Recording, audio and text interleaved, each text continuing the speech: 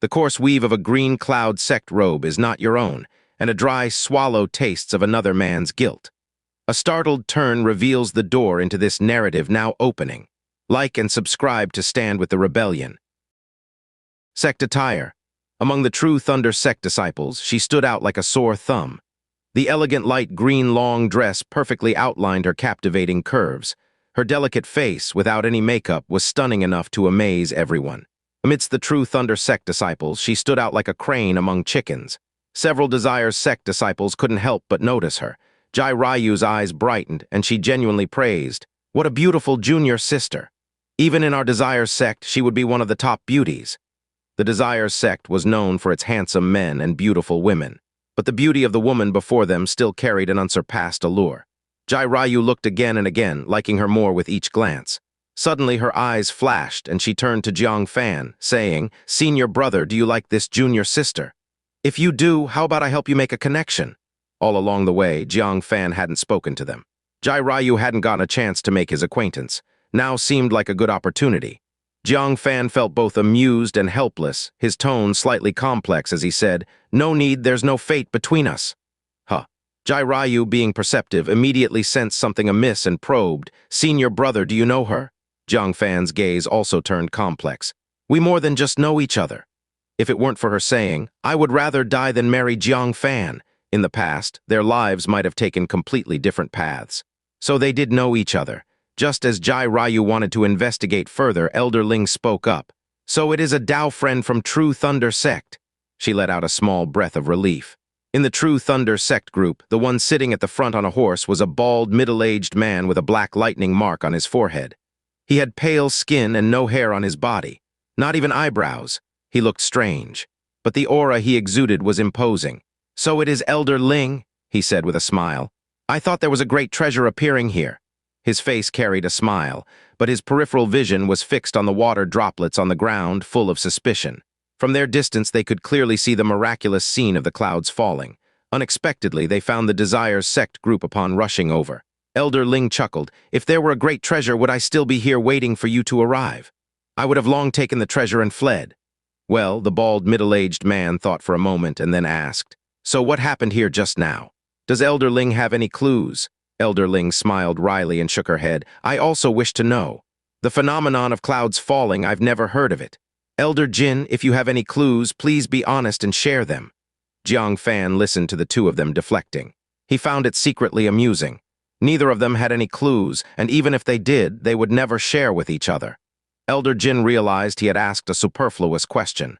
Unwilling to give up, he kept searching among the water droplets on his horse.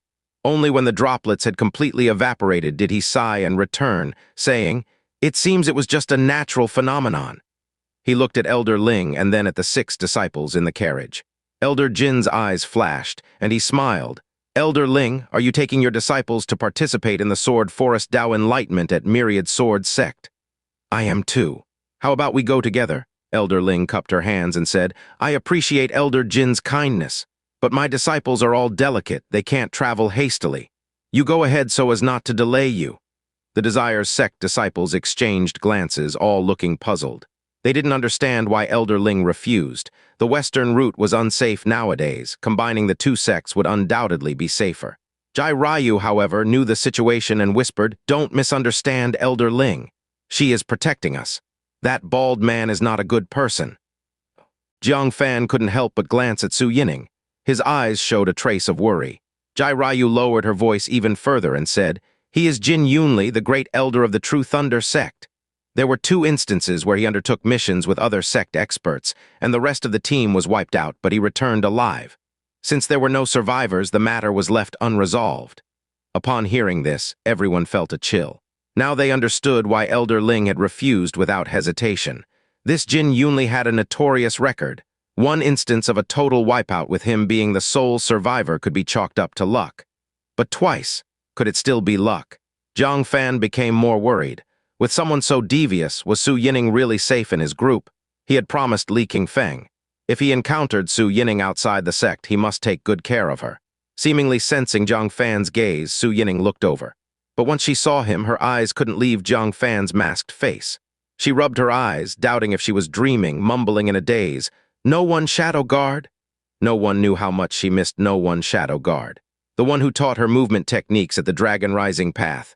The one who saved her life from the Bloodbat Palace subalter master. The one she looked up to and was moved by. To encounter him here, Jiang Fan was slightly surprised. He thought everyone had long forgotten the no one shadow guard mask. Yet after so long, Su Yining still remembered. Since that was the case, he graciously jumped off the carriage, smiled, and said, "Long time no see, Su Yining." Hearing the familiar voice, he confirmed it was no one shadow guard. Water mist quickly gathered in Su Yining's eyes, turning into tears of grievance that rolled down her cheeks. She dismounted, lifted her dress, and rushed into Jiang Fan's embrace. Jiang Fan froze. "What are you?" Before he could ask, Su Yining was already crying sorrowfully. "Where did you go?" "I returned to Lonely Boat City but couldn't find you anywhere." Only she knew how many times she missed no one shadow guard after joining the Green Cloud Sect. Especially whenever she felt aggrieved, she would think of no one shadow guard's kindness. This time, she had been overshadowed by Su Yoren and Chen Sinning. She returned to Lonely Boat City feeling downcast, hoping to see no one shadow guard one more time, then gather herself and set out anew. But the Dragon Rising path had long been closed. The familiar stairs had unknowingly gathered a layer of dust, and a few small spiders quietly wove webs in the corners. On the street where he once saved her, the granny selling cakes was still there, and the children were still chattering around the old man making sugar figures. Everything seemed like it was just yesterday, except the figure of no one shadow guard was missing. As it turns out, things had changed while people had remained the same. The world was vast, but she had no place to return to, so she traveled far away. Listening to Su Yining crying louder in his embrace, Jiang Fan felt at a loss. In the Su mansion for 10 years, it was his first time seeing Su Yining cry so heartbreakingly. After hesitating for a moment, he gently patted her back and said, "Don't cry. Your master, Elder Li, is very worried about you." Hearing this, Su Yining's tears finally stopped a little, and she looked ashamed. "I left willfully, causing trouble for my master. After returning from Myriad Sword Sect, I will go back to Green Cloud Sect." Jiang Fan felt relieved. He glanced at the true Thunder Sect disciples and said, "Join me for the journey. It will be easier for us to look after each other." Su Yining smiled through her tears, nodding repeatedly. "Okay." This was exactly what she wanted. "Junior sister Su, are you just going to leave like that?" Yet a handsome disciple beside Jin Yunli raised an eyebrow. "Don't forget, we saved your life." Life-saving grace. Jiang Fan looked at Su Yining in confusion. "Did you encounter danger previously?" Su Yining nodded, her face showing a look of lingering fear, and said, "A few days ago, while crossing the new river within the Spirit Beast Sect's territory, I encountered a fierce water demon beast that almost capsized the boat I was on. Fortunately, Elder Jin was leading the disciples of the true Thunder Sect nearby and repelled the beast with a thunder strike. That's how I managed to save my life." A water demon beast in the new river. Could it be the red-scaled evil flood dragon? This beast comes and goes without a trace, making it difficult to injure effectively in the water. But thunder is an exception. A bolt of thunder in the water could injure any red-scaled evil flood dragon within 100 feet. If Jiang Fan had earlier cultivated the 3 pure thunder shadow, he wouldn't have had to go through such trouble luring and killing the red-scaled evil flood dragon. He cupped his hands toward Jin Yunli. "Thank you, Elder Jin, for saving her." Jin Yunli forced a smile. "Why thank me? If you want to thank someone, let the girl thank me." Su Yining did not flinch and bowed. "I am grateful to Elder Jin for rescuing me and for taking care of me these past few days. I will repay this kindness with my life. If there's ever anything you need, I will go through fire and water without hesitation. Now, I won't continue to disturb you." Her words were sincere and appropriate, leaving no room for rebuttal. Jin Yunli's eyes narrowed. He was never one to meddle in other people's affairs. He saved this girl by consuming the power of thunder because his disciple, Lu Shi, fancied her looks. Now, seeing her old flame, she wanted to leave after throwing herself into his arms. Wouldn't that make them look like fools? However, as the great elder, he couldn't argue with his disciple. He had to let Lu Shi handle it himself. The handsome, tall young man was Lu Shi. He slightly furrowed his sword-shaped eyebrows. "There's no need to repay with your life. What use do we have for your life?" Knowing she was in the wrong, Su Yining did not argue about his attitude. She sincerely said, "Junior sister has little foundation, no wealth, and no power. Apart from repaying with my life, I don't know how else to repay you. Or if senior brother Lu needs help, junior sister will do her best to assist." Jiang Fan stood silently beside Su Yining. He sensed their ill intentions. If that were the case, he wouldn't turn a blind eye. Lu Shi, noticing Jiang Fan's movement, felt even more displeased and said, "Junior sister, you make it sound like our true Thunder Sect is forcing you." He had wanted to say, "Marry me," but Elder Ling was watching from the side. Not to mention whether she would intervene. Just the news of it would greatly damage their reputation. Thus, Lu Shi's eyes flickered, and he took a step back, saying, "We saved you considering the alliance of the Nine Sect, not for your gratitude. However, when we saved you, my master was hunting a red-scaled evil flood dragon. My master needs its teeth to forge a magic artifact. To save you, he had to abandon the red-scaled evil flood dragon he already had.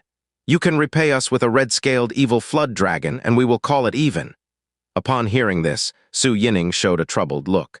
Having experienced its ferocity firsthand, she nearly became a meal for the beast. How could she possibly hunt one down? Moreover, the beast resided within the borders of the Spirit Beast Sect. She wouldn't be able to return to the Spirit Beast Sect anytime soon. Lu Shi's eyes flickered. "Our request is not unreasonable, right?" "Not at all, but—" Su Yining waved her hand.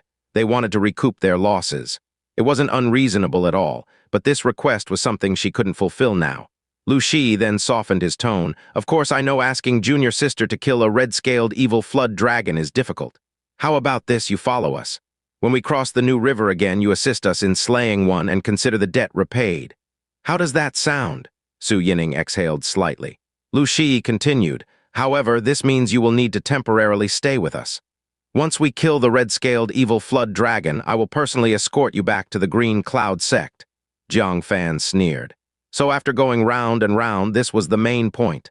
Just finding an excuse to keep Su Yining. As for what he would do once she stayed, it wasn't hard to imagine. Su Yining's face stiffened slightly, showing hesitation. She wasn't a fool. She could feel the hidden burning gaze Lu Shi had for her, and she understood well enough what awaited her if she stayed. Elder Ling coldly observed for a while. Being experienced, she naturally saw through Lu Shi's little thoughts clearly. If it were someone else, she might not meddle. But Su Yining was Jiang Fan's old flame. Jiang Fan was someone the sect master instructed to give special attention to. It wouldn't be right to stand by and do nothing. She walked to Su Yining's side, gently patted her shoulder and said, "Just come with us. A red-scaled evil flood dragon is nothing. I will have someone fetch one from the new river and send it to the true Thunder Sect later." Seeing the great elder of the Desire Sect helping her, Su Yining was overjoyed and gratefully said, "Thank you, Elder Ling."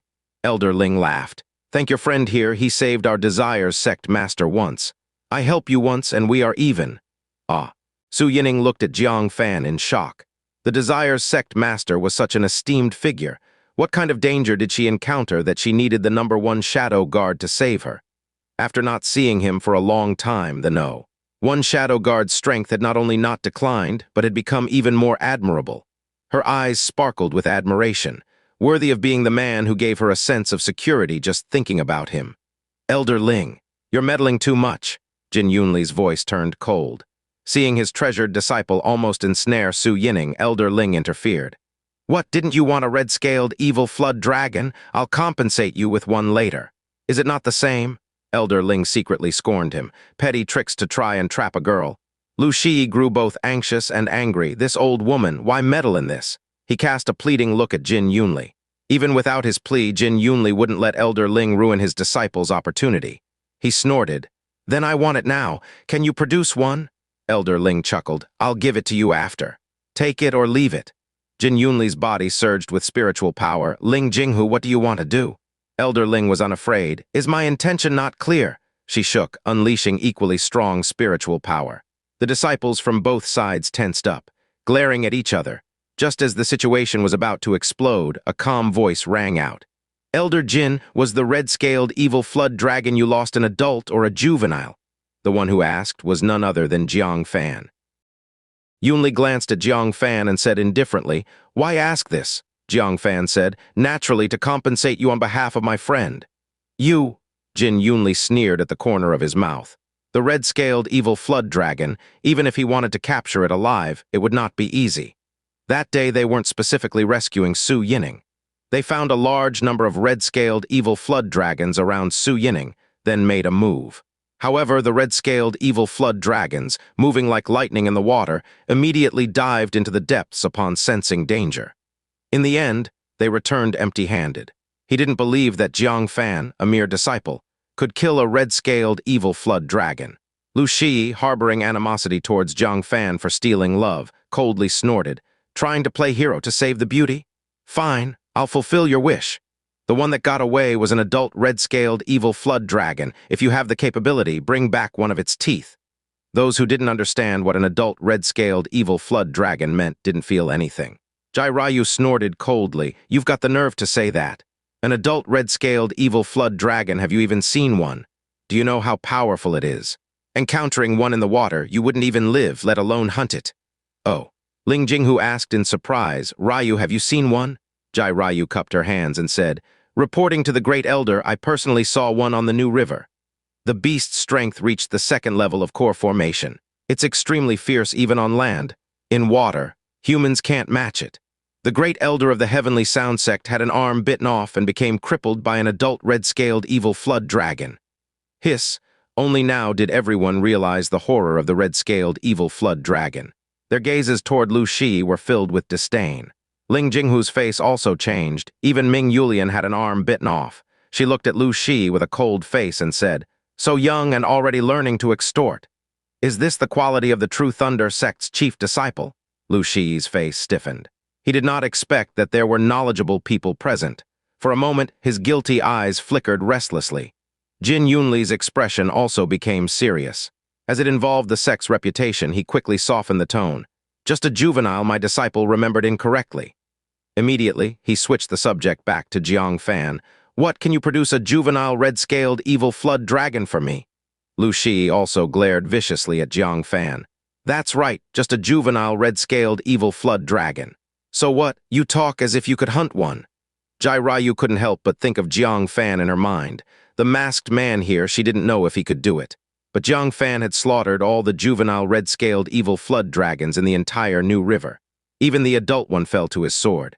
What stunned Jiraiya was, Jiang Fan said calmly, I don't have a juvenile red-scaled evil flood dragon. However, I can give you an adult red-scaled evil flood dragon tooth if that's what you want. As he spoke, he produced an extremely long and sharp fang on the spot. Jiraiya recognized it immediately and exclaimed, that adult red-scaled evil flood dragon's tooth. Why do you have it? Weren't those taken by Jiang Fan? Wait. She stared fixedly at Jiang Fan, suddenly realizing something and couldn't help but gasp. Could this person in front of her be Jiang Fan? Upon hearing this, everyone's faces changed drastically. Is this really an adult red-scaled evil flood dragon's tooth? And an adult one? Just by looking, you can tell this is top-grade material for refining tools. Ling Jinghu was also surprised and full of doubts about how Jiang Fan obtained it. Seeing Jiang Fan about to give it to Jin Yunli, she felt displeased and said, their target was the tooth of a juvenile red-scaled evil flood dragon. Giving them an adult tooth is too good for them. Don't give it to them. Today I'll protect you, they won't dare to act rashly. Jiang Fan cupped his hands gratefully, saying, thank you, Elder Ling. But, he then looked up at Jin Yunli, casually threw the tooth to him. Jin Yunli hurriedly caught it, and upon closely sensing it, showed a shocked expression. It was indeed an adult red-scaled evil flood dragon's tooth. Moreover, the material was fresh, the best for refining the magic artifact he needed. This made him ecstatic, yet he still showed a puzzled look, squinting his eyes. You want to compensate for our loss with this? Jiang Fan chuckled unceremoniously. Do you take me for a fool? 100 juvenile red-scaled evil flood dragons couldn't match one adult tooth. Jin Yunli awkwardly laughed. Gripping the tooth tightly, not willing to return it to Jiang Fan, he squinted his eyes. So what do you mean? This adult red-scaled evil flood dragon's tooth is for you, but the debt between you and Su Yining is settled, Jiang Fan said coldly. Just compensating for the loss wouldn't stop him from bringing up the life-saving favor later. Better to settle it all at once. To stop him from always coveting Su Yining. Lu Shi panicked, having grown fond of Su Yining over the past few days. Determined to make her his woman, now she would be completely free to leave. Is it so easy to offset a life-saving favor? Lu Shi hurriedly shouted. But just as he spoke, Jin Yunli interrupted him. With a broad smile, he quickly said, of course. From now on, I won't mention the life-saving favor again. compared to helping a disciple get a woman, exchanging for a priceless tooth to refine a top-level magic artifact for himself. Wasn't it 10 times, 100 times better? Master, Lu Shi urgently called. Jin Yunli's face turned stern. He scolded, "Shut up. Master's decision, how could you question it?" Then he grinned at Su Yining. "You're quite lucky to meet a man willing to do so much for you. The debt between us is settled. Go," he laughed heartily, riding away. Lu Shi looked longingly at the beautiful Su Yining, then glared fiercely at Jiang Fan. Finally, with great reluctance, he chased after his master. As the true Thunder Sect members completely departed, Ling Jinghu exhaled a long breath, looking at Jiang Fan with a softened gaze. In a world full of cunning people, Jiang Fan's deed was truly outstanding. Then she looked at Su Yining with genuine envy, meaningfully saying, "Miss Su is quite fortunate." Su Yining's eyes shimmered, gazing at No One Shadow Guard, her voice slightly choked. "Why are you so foolish?" Although she didn't know the value of an adult red-scaled evil flood dragon's tooth, but seeing Jin Yunli's exuberant smile, not hesitating to scold his favorite disciple, it was obvious it was priceless. Yet No One Shadow Guard used it to repay her life-saving favor. Jiang Fan said nonchalantly, "It's just an external object, your safety is above all." He already had sorrow frost. The remaining 2 teeth were indeed not of much use. Using them to resolve Su Yining's trouble was quite worthwhile. "Come with me." He leaped onto the carriage. Su Yining was deeply moved. He spoke so lightly, but in this world, besides parents, who else was willing to give up such valuable things for her? She finally understood the feeling of being pampered by Jiang Fan, as Chen Silin and Su Yoren did. Thinking of this, a bit of sourness welled up in her heart. If No One Shadow Guard were Jiang Fan, how wonderful that would be. But she knew there was no if in the world. From the moment she threatened death to resist the arranged marriage, there was no outcome between them. "Miss Su, please get on," Ling Jinghu's voice reminded, bringing Su Yining back to reality. She shook her head, stopping herself from further thoughts. Looking at the horizon at the dust kicked up by the true Thunder Sect's departing group, she remembered something, showing a look of gratitude, saying, "Thankfully, Elder Ling refused to travel with them. Otherwise, you would have been in great trouble." Ling Jinghu asked in surprise, "Why?" Su Yining's face showed disdain as she said, "Not long ago they encountered an elder who was badly injured by a demon beast. Instead of saving him, they took his sword. Later, they discovered that this sword was actually a top-grade magic weapon, and they realized they had caused a great disaster." Top-grade magic weapon. Ling Jinghu took a deep breath. There were only 2 top-grade magic swords in the 9-sect continent, one with the Supreme Sect and the other with Myriad Sword Sect, both held by the Supreme Elder. Jin Yunli not only didn't save them, but took advantage of the situation and stole the divine weapon. If this Supreme Elder survived, wouldn't he chase them down? No wonder Jin Yunli insisted on traveling with them. It turned out he wanted to shift the trouble eastward, making them share the burden. "That damned dog!" Understanding Jin Yunli's malicious intentions, Ling Jinghu cursed angrily on the spot. She didn't dare to stay any longer. She quickly drove the carriage away. Jiang Fan was utterly confused, not understanding why Ling Jinghu was so panicked, after hurrying for about half a day. There was a tea shed ahead on the official road where Ling Jinghu stopped and called everyone to rest. Everyone had been bumped around a lot along the way. Those who needed to stretch their limbs did so. Those who needed to relieve themselves did so. Ling Jinghu, however, sat down heavily at a tea table, looking preoccupied. But just as she sat down, a cold, elderly voice came to her ear. "Why are you here?" She turned her head to look. Behind her, an old man stood with his hands behind his back. He appeared ethereal and dignified, wearing a clean and simple green robe. His cheeks were thin, hair gray-white, and a righteous aura between his brows. Others may not recognize him. Ling Jinghu, who had seen him not long ago, certainly knew him. She shivered inside. Quickly stood up, bowing respectfully. "Senior Su, why are you here?" The person in front of her was none other than the Supreme Elder of Myriad Sword Sect. Su Qingyang. Compared to yesterday, his skin looked slightly pale. Clearly, he had been injured. At this moment, he stared at Ling Jinghu with a hint of suspicion in his eyes. "I asked you." Ling Jinghu felt bitter in her heart. The person whose sword was taken away was undoubtedly Su Qingyang. But he seemed not to know who it was and conveniently ran into their group, thus suspecting them. She hurriedly said, "To be honest, Senior, our sect master later killed another silver-winged thunderbird. I was ordered to deliver it to Myriad Sword Sect and hand it over to you. Unexpectedly, I met you here, Senior." Su Qingyang glanced at their carriage. Sure enough, he found a huge demon beast's corpse covered with cloth. His cold expression softened slightly, but his eyes still carried some suspicion. "Let me ask you, have you passed by Xian Mountain?" Ling Jinghu's heart skipped a beat, knowing Su Qingyang suspected her. She didn't dare to hide anything and said, "Reporting to Senior, it was the people from true Thunder Sect who took your sword. It has nothing to do with our Desire Sect." Upon hearing this, Su Qingyang's face turned stiff.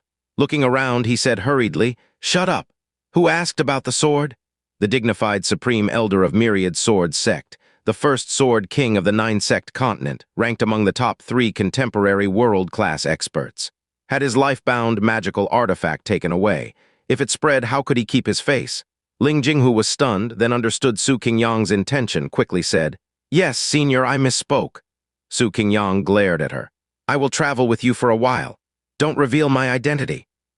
Ling Jinghu was dumbfounded, then immediately realized Su Qingyang was still heavily injured, not suitable for rushing travel. She quickly said, "Senior, how did you get such severe injuries?" Su Qingyang replied with some annoyance, "Isn't it because of your Desire Sect master? Without the silver-winged Thunderbird, I went west to see if there were any more.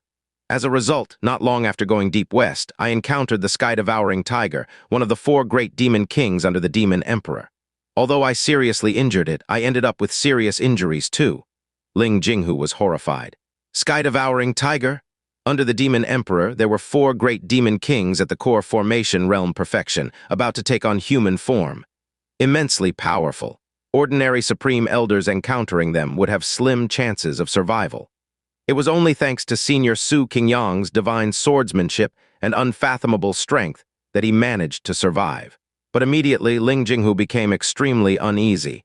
"There is a trace of the 4 great demon kings in the west of our Desire Sect. If the beast tide erupts, won't our Desire Sect?" Su Qingyang held his chest, where blood seeped faintly. He sighed deeply. "This tiger's injuries are worse than mine. If other great demon kings don't replace it, the beast tide in the west will not erupt in the near future." Upon hearing this, Ling Jinghu breathed a sigh of relief. Senior Su Qingyang had risked his life to quell a huge hidden danger in the west of Desire's sect. She bowed deeply. "Thank you, Senior Su. You can rest assured on this trip. I will definitely escort you to Myriad Sword Sect." Before long, the disciples returned and gathered. Noticing an old man added to the group, they were quite puzzled. Jiang Fan also looked confused, vaguely feeling that this old man looked familiar, but couldn't place him. It wasn't surprising that he didn't recognize him. Su Qingyang also didn't recognize Jiang Fan. At that time it was night. Both sides could only see each other's outline, not the details. "I am a friend of your elder Ling, happened to meet you, and will be accompanying you for a while." Su Qingyang looked around and said with a smile, "Meeting a friend in the wilderness?" Jiang Fan was skeptical. However, this wasn't important, though this friend of elder Ling seemed seriously injured. "Senior, do you not have any healing pills?" Jiang Fan noticed the blood still seeping from the other's chest. Su Qingyang didn't hide it. "The thing that injured me is very poisonous. Without removing the poison, healing pills are useless." Jiang Fan nodded. "I know a bit about medical skills. If you don't mind, I can help remove the poison."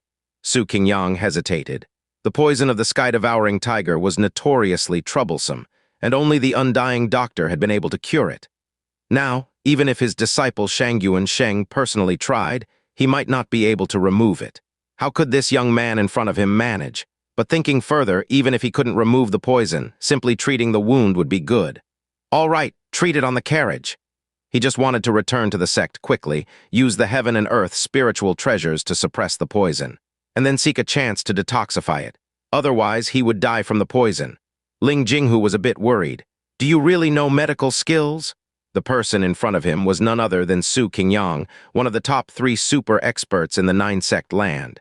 If any mistakes were made during treatment, how could they bear the consequences? Jiang Fan said, "Simply removing the poison should not be a problem." After speaking, he jumped onto the carriage. At this point, Su Qingyang had already unbuttoned his chest. Jiang Fan looked and was shocked. A claw mark stretched across the chest, the wound smooth as a mirror. What a fierce creature, its claws are sharper than divine weapons. Even with a high-grade magical artifact, Jiang Fan wasn't sure he could cut out such a smooth wound. The demon beast that attacked the elder must have incredibly sharp claws. Moreover, the poison is quite extraordinary. Jiang Fan took out a piece of jade and touched the wound. As a result, the jade emitted hissing sounds. It was being corroded. Logically, such strong poison should have killed him instantly. This old man managed to hold on until now. Su Qingyang said gently, "Just help me bandage the wound. It's normal if you can't cure it. Don't push yourself." Jiang Fan quietly took out the blue flame silver needle, saying, "It might hurt a bit later, bear with it." Su Qingyang smiled wryly, such a stubborn young man. Unfortunately, stubbornness alone couldn't cure this poison. "No need, just bandage it." "Wait." Su Qingyang suddenly sat up, eyes staring intently at the silver needle in Jiang Fan's hand. With a surprised and questioning look, "Why do you have the Undying Doctor's silver needle?" The Undying Doctor was an old friend of his, so he recognized the blue flame silver needle at a glance.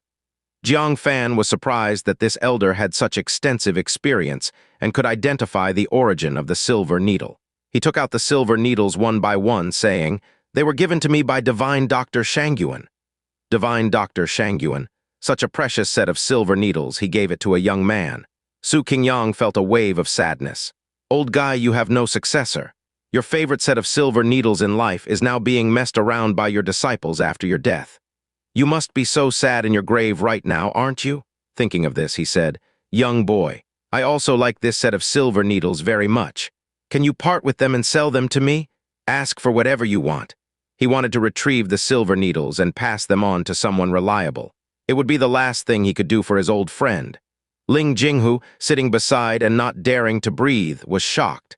This was a promise from the strongest person in the Nine Sect land.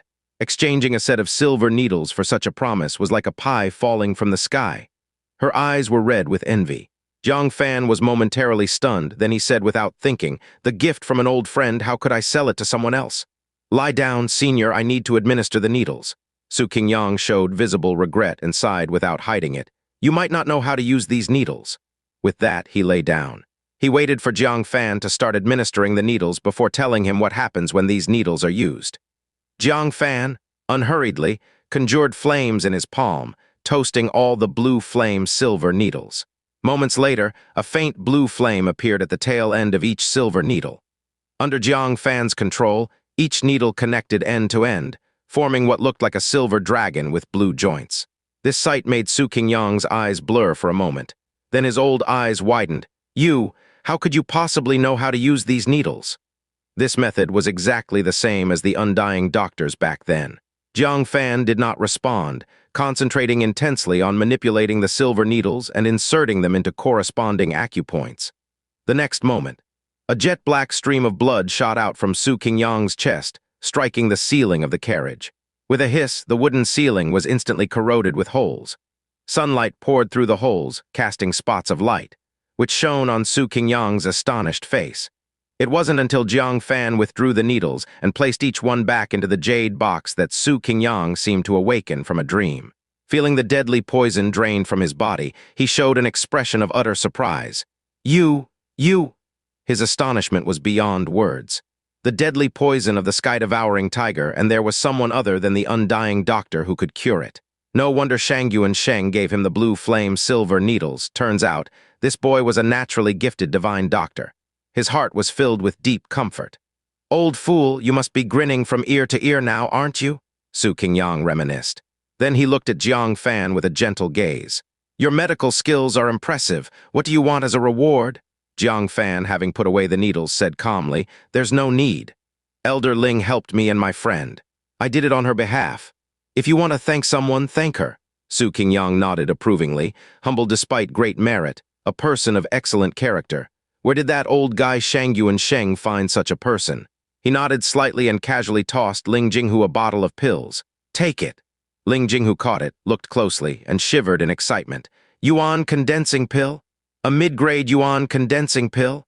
The Yuan condensing pill was essential for martial artists in the core formation realm to advance their cultivation. The required medicinal ingredients were extremely rare. Most core formation realm martial artists wouldn't consume many pills in their lifetime. Mid-grade Yuan condensing pills were even rarer in the world. With this Yuan condensing pill, Ling Jinghu might break through to the next realm. This made her incredibly grateful. She had only said a few words on behalf of Jiang Fan's friend and received such a huge reward. While feeling grateful, she also blamed Jiang Fan for being foolish. The elder in front of him was the Sword King Su Qingyang. He offered benefits, yet Jiang Fan refused. She turned her gaze and said, "Boy, Senior Su is a master of swordsmanship. If he teaches you a bit of swordsmanship, it will benefit you for a lifetime." Her words were both a reminder for Jiang Fan and a message to Su Qingyang. If you really want to thank Jiang Fan, give something you are best at. Su Qingyang understood Ling Jinghu's meaning and smiled slightly. Old man naturally will thank this boy generously. However, he can't learn my swordsmanship. Ling Jinghu looked embarrassed. She had hoped to get some swordsmanship skills for Jiang Fan, but Su Qingyang didn't seem willing to teach it. "Don't get me wrong, it's not that I'm stingy," Su Qingyang sighed lightly. "The swordsmanship I practice is not an ordinary art. It requires an extraordinary talent to learn. I've tried to teach many of the top sword practitioners of the time, but none could learn it.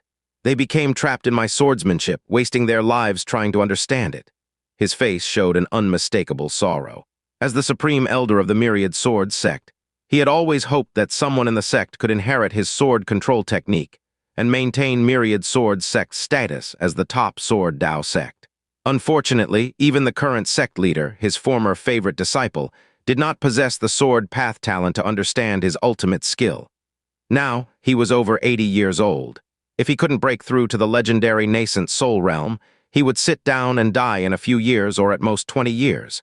His ultimate skill would vanish with his death. With a hint of regret, he looked at Jiang Fan and sighed, "Teaching you my swordsmanship would only harm you. Better to learn something else." The sword control technique was too extraordinary. Once seen, one would get deeply immersed and unable to extract oneself. It was very easy to waste a lot of time and end up with nothing. Jiang Fan subtly shook his head. Wasn't this old man's talk a bit too exaggerated? All the top sword practitioners of the time got lost in it and wasted their years. Wasn't the sect leader of the Myriad Sword Sect a great sword Dao master, just for show? Moreover, the Myriad Sword Sect must have many supreme elders like the Green Cloud Sect. Were they all incapable? Listening to such unreliable words, Jiang Fan was even less inclined to accept his benefits. He said calmly, "I already said I don't want seniors' benefits. Just thank Elder Ling, that's enough." Su Qingyang raised his eyebrows. Jiang Fan didn't believe him, but it was normal. Without witnessing the sword control technique firsthand, anyone would think their sword path talent was unique. Only after studying the sword control technique would they realize how mediocre they were in the path of the sword. He sighed slightly. "All right, I'll give you the first volume. Take it to study. Just to have a look. If you can't understand it, don't be discouraged, got it?" Saying this, he pulled out half a sword manual and tossed it to Jiang Fan. Jiang Fan caught it with an inexplicable expression. Could it be that exaggerated? Looking at this half-volume of the sword manual didn't seem reliable. With a skeptical attitude, he opened the sword manual to look. He found that it wasn't a text record of the sword manual, but a series of flowing sword chi. He was not unfamiliar with such ultimate arts. A quick glance revealed nothing difficult to understand. It would take him only a 2-hour period to comprehend it. "How about it? I didn't lie to you, right?" Su Qingyang chuckled. He could already imagine. At this moment, Jiang Fan was facing a sword manual he couldn't understand and feeling utterly frustrated. Fan's lips twitched slightly. This old man really was narcissistic about his own swordsmanship to the extreme. He didn't want to discourage the other party. So he cupped his hands humbly. "Senior's swordsmanship is profound. It's truly difficult for this junior to comprehend it in a short time." Su Qingyang nodded slightly. This was within his expectations. "Don't be disheartened. Finding it difficult is normal.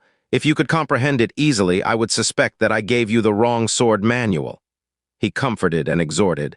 "This sword technique, try to comprehend it a few more times. If it remains too difficult, you can give up. Remember not to get lost in it." Jiang Fan secretly shook his head. He was just being polite, and the old man took it seriously. He didn't want to listen to this old man brag anymore and nodded. "Thank you for the guidance, senior. This junior will take his leave now." He left the carriage, but saw Su Yining looking at him with a face full of surprise. "Cured?" she asked. Jiang Fan nodded. "It's not a big problem." Su Yining thought for a moment. Indeed, if it were a major injury, how could it be healed in such a short time? She nodded slightly and asked curiously, "Did that senior give you anything good?" Since that old man was a friend of Ling Jinghu, his status must be quite high. Healing him, he wouldn't be so stingy as to give nothing, right? Jiang Fan hesitated for a moment, then said, "He gave me half a scroll of a cultivation technique." "What?" Su Yining was astonished. What kind of person was that old man? Just for treating a minor injury, he casually gave someone a cultivation technique. In the Nine-Sect land nowadays, cultivation techniques were rare and valuable and wouldn't be easily spread. She couldn't help but feel envious. Had I known, I would have learned some medical skill too. Picking up an injured senior could bring such fortune. Jiang Fan was speechless. What fortune? That sword technique didn't even have a name or grade, and it was only half of a scroll. He didn't even know what he had received. At this moment, Ling Jinghu also got off the carriage and waved to Su Yining. "Miss Su, come here for a moment." Su Yining quickly stepped forward with respect. "Elder Ling, what are your instructions?" Ling Jinghu looked at her kindly. "It's a pity you're already a disciple of the Green Cloud Sect. Otherwise, I might have considered accepting you as a closed-door disciple." Su Yining was flattered. This was the great elder of the Desire Sect. She had average aptitude. What merit did she have to earn such favor? "Thank you for Elder Ling's love. This junior is deeply grateful," she responded politely. Ling Jinghu sighed repeatedly. She didn't want to just accept Jiang Fan's kindness for nothing. Otherwise, she wouldn't feel at ease using that incredibly valuable mid-grade yuan condensing pill. Therefore, after some thought, she took out a carried jade scroll and said, "This is my life mental method that I have cultivated for many years. It's a high-grade profound level technique, and now I give it to you." Su Yining was startled. A high-grade profound level technique. This was something only elders could cultivate in the Green Cloud Sect. Moreover, it was a very rare type of mental method. She quickly waved her hands. "This junior doesn't dare. This junior doesn't dare." Receiving such a great favor for no reason, how could she dare accept? Ling Jinghu stuffed it into her arms. "No need for politeness. Your friend healed my friend's illness. That friend was so pleased they gifted me a treasure. I'll repay this favor through you." The reason Jiang Fan intervened was because she had protected Su Yining. Repaying the favor to her now was the best way. Su Yining was full of curiosity. "Elder Ling, no one shadow guard merely treated a small injury. Does your old friend need to give such a grand gift?" She couldn't understand. "A minor injury." Ling Jinghu was stunned. "Don't you know that your friend is a divine doctor?" "What? Divine doctor? No one shadow guard?" Su Yining was shocked and murmured, "How could he be a divine doctor?" She had never heard of it. Ling Jinghu said meaningfully, "It seems you don't really understand your friend. He's not only a divine doctor, but one who has inherited the undying doctor's skills." "What?" Su Yining was thoroughly stunned. She looked at no one shadow guard who brought a new carriage with awe and unfamiliarity in her eyes. The friend who came out of Lonely Boat City together with her. When did he become a top-level divine doctor in the Nine-Sect land? "Elder Ling Yining, I exchanged for a new carriage from a tea customer. This one is newer and more comfortable. Let the senior ride in this one since he is injured." Ling Jinghu's eyes brightened slightly, and she praised, "You are so considerate." It was an excellent opportunity to show up in front of Su Qingyang. She hadn't thought of it, but Jiang Fan had. As she said that, she glanced at a few indifferent Desire Sect disciples and reprimanded, "You're all like dead weights. Learn from him. Understanding human nature can save you several years of effort." The Desire Sect disciples innocently felt wronged. What did we do to deserve this? "Yeah, Omicron U, letter 15 Omicron. Letter 1D04 Omicron." Jiang Fan dryly laughed. "Stop talking. Quickly get the senior moved to the new carriage." He wasn't considering the old man's injury. He was worried about his purple sword and ancient zither hidden under the carriage being found. Soon, Su Qingyang was moved to the new carriage. Jiang Fan drove his own carriage, following not too far behind. This journey not only included Ling Jinghu, but also one of her old friends. Safety wasn't an issue at all. He rarely felt at ease. He took out the half-scroll of swordsmanship given by the old man and carefully examined it. "Externally cultivate sword chi, internally nurture sword heart. Where the heart directs, the sword points," Jiang Fan murmured. He looked a bit perplexed. "Is this swordsmanship? Why does it feel strange?" Thinking, he carefully tried to comprehend the strands of sword chi within. An hour later, his gaze suddenly turned sharp. Using 2 fingers as a sword, he pointed to the sky. "Rise!" With a low shout, the Sorrow Frost sword on his back clanged, and inexplicably, without any external force, it unsheathed itself. Because it was just a test. It unsheathed halfway and then fell back into the sheath because of the lack of continued force. "This," Jiang Fan was shocked. "What kind of swordsmanship is this? It can control a flying sword from a distance. Could it be the legendary sword control technique?" He recalled the day outside Desire's city, where a mysterious expert pointed, and the long sword shot through the air like an arrow to kill the enemy. Was what he was practicing a similar sword control technique? Thinking of this, he couldn't help but feel excited. He quickly sat cross-legged, fully concentrating on cultivating according to the method he comprehended. In the carriage ahead, Su Qingyang, who had been resting with his eyes closed, suddenly sat up. His old eyes flashed with surprise. Ling Jinghu, who was caring for him, was taken aback by his action. "Senior Su, what's wrong?" Su Qingyang showed a somewhat uncertain expression and said in shock, "Just now, someone was practicing sword control technique." Ling Jinghu was stunned. In the Nine Sect land, the only one who mastered sword control technique was him, wasn't it? She comforted, "Senior Su, you must have heard wrong." However, Su Qingyang suddenly stood up. "No mistake. I felt the fluctuation of the sword heart. Someone has mastered the sword control technique." "Who is it?" Emperor, he rushed out of the carriage. He looked around. Soon he spotted Jiang Fan, who was sitting cross-legged and cultivating. "Have you mastered the sword control technique?" Jiang Fan opened his eyes. A flash of surprise crossed his eyes. This swordsmanship was truly the sword control technique. The elder before him was the peerless expert who had used the sword control technique to kill the silver-winged thunderbird from a distance last night. Yeomicron knew letter 1E50, letter 1D040. No wonder he looked familiar. He had plucked all the feathers of the silver-winged thunderbird and taken the most valuable demon core. Now he had given him the sword control technique that he took pride in. If he recognized him, wouldn't that be a beautiful scene? Jiang Fan shivered just thinking about it. He pondered how to cover up the noise of the Sorrow Frost sword being unsheathed earlier. Su Qingyang suddenly realized something, saying, "I was too hasty to suspect you. You only got the sword manual an hour ago." Even he had taken 10 years to master the sword control technique. Moreover, without enough sword path talent, even 100 years might not be enough to master this swordsmanship. An hour, unless he was a celestial being, he could not comprehend it. He jumped onto the roof of the carriage. Looking around, he shouted, "Which fellow Taoist is practicing the sword control technique here? Please show yourself so we can discuss it." Ling Jinghu hurried over, scanning the surroundings. She paused slightly when she passed Jiang Fan, then looked away. She didn't think for a moment that it could be Jiang Fan. Jiang Fan scratched his nose, saying nothing. He let the two current powerhouses search around with no trace, then interrupted, "Senior Su, we don't know if this person is friend or foe." "Why insist on having him show himself?" Su Qingyang's eyebrows raised. He had only taught people of good character the sword control technique.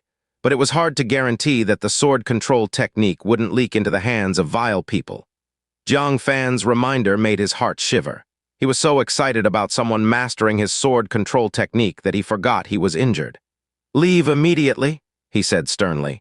Jiang Fan chuckled secretly, and they resumed their journey. He continued to follow not too closely, silently cultivating this legendary sword control technique. This time he was cautious. He only cultivated and dared not use the technique recklessly again, lest the elder discover him. Half a day passed. He skillfully circulated the spiritual power within his body, letting it flow through him.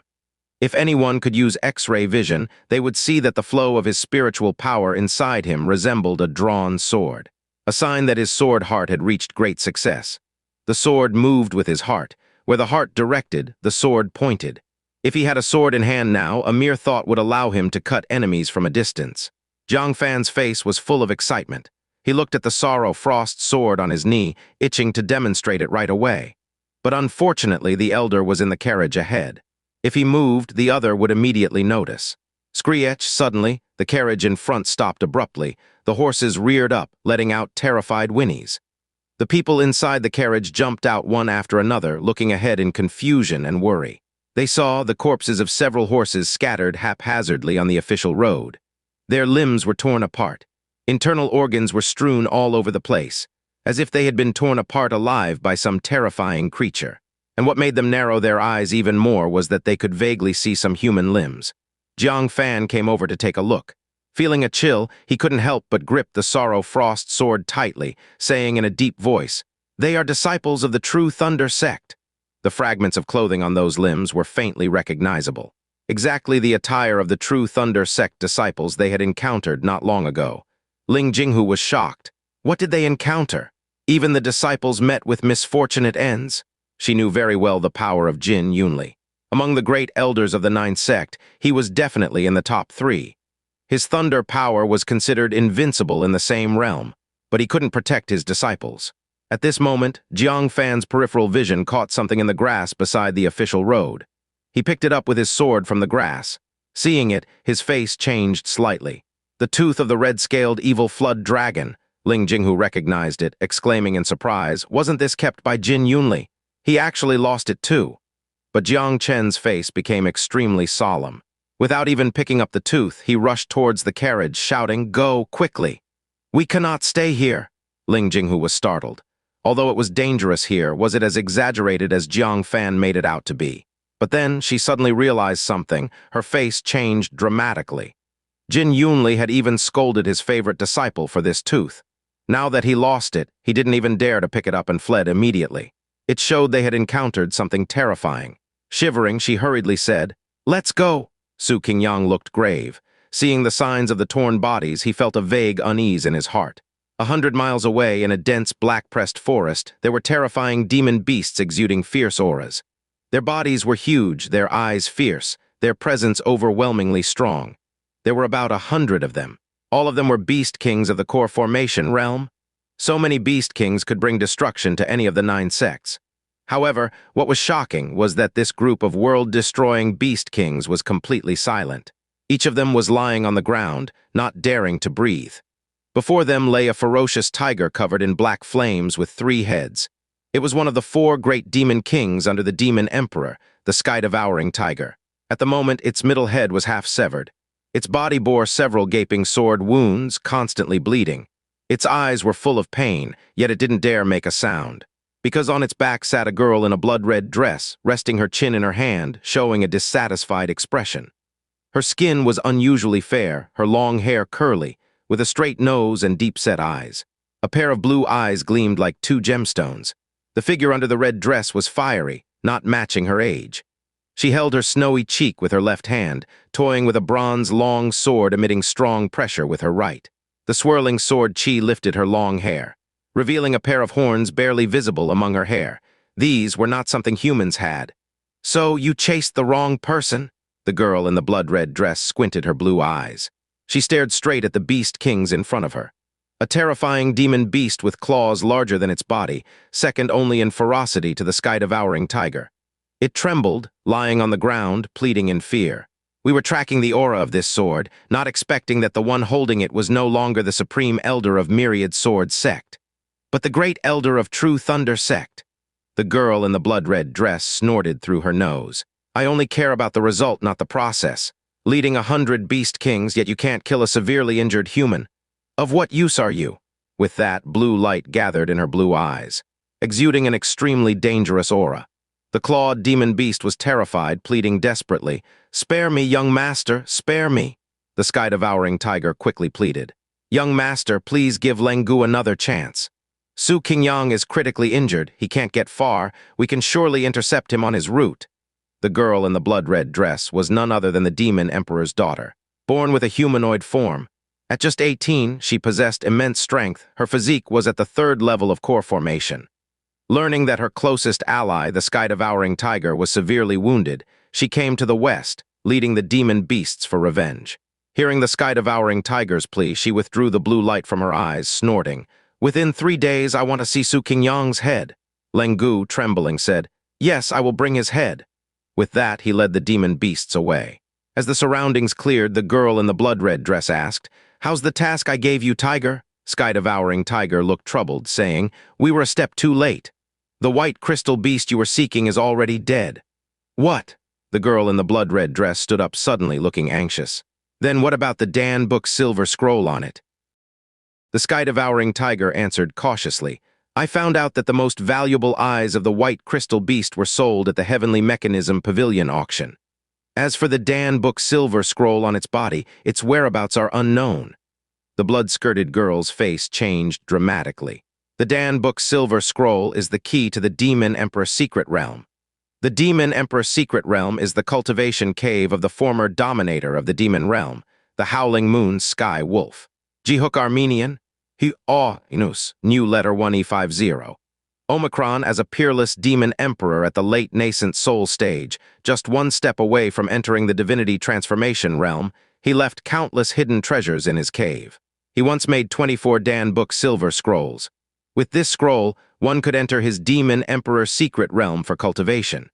He suddenly died back then, and the 24 Dan Book silver scrolls scattered across the demon realm, causing countless bloody storms. The blood-skirted girl's father, the current demon emperor, was incredibly lucky to obtain one Dan Book silver scroll. From an obscure beast king, he broke through to become a demon emperor in one fell swoop. Now she also wanted to follow in her father's footsteps and become a female demon emperor. After years of investigation, she finally discovered through clues that one of the Dan Book silver scrolls was in the Nine Sect land. According to the clues, a descendant of the Howling Moon Sky Wolf was hidden in the Nine Sect land. It was very likely that the Dan Book silver scroll was on its body. To this end, the blood-skirted girl personally infiltrated the Nine Sect land. But the current news made her especially angry. Who is it? Which demon beast intercepted it? The sky-devouring tiger shook its head. It doesn't seem to be the work of the demon race. It looks more like it was killed by someone. The Dan Book silver scroll, if I'm not wrong, should be on the body of the person who killed it. The blood-skirted girl became both anxious and angry, saying, "Find out for me. Dig 3 feet into the ground if you have to, but find this person. If he is sensible, he'd better hand over the Dan Book silver scroll obediently. I will spare his life and even give him some fortune. If he's not sensible, then don't blame me for being ruthless." The road to becoming a demon emperor is even more difficult than that of humans reaching the nascent soul stage. Any 1 in a million chance is a stroke of unprecedented luck. And now that there's a Dan Book silver scroll right in front of her, how could she let it go? The sky-devouring tiger nodded. "Yes, young master." After a pause, it worriedly said, "Young master, you should leave this matter to a subordinates. You should return to the demon palace soon. If you're recognized in the Nine Sect land, the martial artists there will never let you go." The blood-skirted girl nodded slightly. "Knowing you're still alive, I am relieved. I will return soon. However, since the Myriad Sword sect hurt you so badly, I also need to make them pay a small price." There were dangerous sparks in her eyes. The sky-devouring tiger's heart skipped a beat and said, "Young master, what are you planning?" It had a bad premonition. The blood-skirted girl squinted and smiled. "I heard that the elite disciples of the Nine Sect are all heading to Sword Forest for training. What if I mix in and kill them, then frame the Myriad Sword sect? Wouldn't the various sects demand an explanation from the Myriad Sword sect? Those who can go to the Myriad Sword sect for training are at least at the 8th layer of foundation establishment, or even the 9th layer. They are absolutely the best of the best in their sect. Even losing one would be enough to make the sects heartbroken. If they lost several, what sect could bear it? They would be furious, and it would be strange if they didn't cause trouble for the Myriad Sword sect. The sky-devouring tiger's expression changed, and it hurriedly said, "Young master, you mustn't. The Myriad Sword sect is full of experts. If you are recognized, you won't be able to escape." The blood-skirted girl smiled slightly. She took out a black pearl the size of a thumb from her bosom and swallowed it in one gulp. This was the inner core of a demon beast known as the Mirage. After swallowing it, the blood-skirted girl's demon race aura was completely concealed. The pair of sharp horns on her head also became invisible to the naked eye. "Even the Supreme Elder of the Myriad Sword sect wouldn't be able to recognize me?" The blood-skirted girl smiled mysteriously, revealing 2 rows of clean white teeth. Meanwhile, about Jiang Fan's group, 2 carriages took a remote mountain road, circling half of the Desire sect, and entered the Myriad Sword sect territory after several days. They were passing through a hilly area. Their journey was very secretive, but Su Qingyang's heart was still filled with unease that wouldn't go away. He glanced at his chest wounds, which were almost healed, and his uneasy heart finally calmed a bit. After the poison was removed, he relied on his strong physique to restore the injuries to the greatest extent. He had now regained 50% of his strength. As long as no 4 great Demon King-level beings came, he should be able to handle it without much trouble. Of course, if a group came, that would be another matter. The carriage driver, Ling Jinghu, slowed down as they arrived in the Myriad Sword sect territory. He told Jiang Fan in the back, "Let's rest for a while." Jiang Fan frowned slightly. "Elder Ling, it's better to rest when we reach the main town of the Myriad Sword sect." What kind of existence could scare Jin Yunli to the point where he didn't even dare to pick up his teeth? The mere thought of it made him shudder. Ling Jinghu muttered, "Is this kid overly cautious?" Su Qingyang, however, showed a hint of appreciation. "I think this mindset is quite good. In the martial path, talent determines your upper limit, but your mindset determines your lower limit. As long as he has decent talent, his future achievements won't be low." Ling Jinghu carefully considered this and found it quite reasonable. The Nine Sect land had produced countless prodigies over the years, but only a handful of them grew up to become the powerful figures of today. Most of the prodigies perished along the way. A major reason for this was a lack of caution, dying from various accidents. It would be hard for anyone to harm Jiang Fan given his caution. However, we can endure it, but the disciples and the two horses can't. Ling Jinghu smiled bitterly. Su Qingyang then noticed that the two horses, having run for 3 days and 3 nights straight, were foaming at the mouth despite being fed precious spirit pills. The disciples in the carriage were similarly shaken to the point of having their bones nearly dislocated.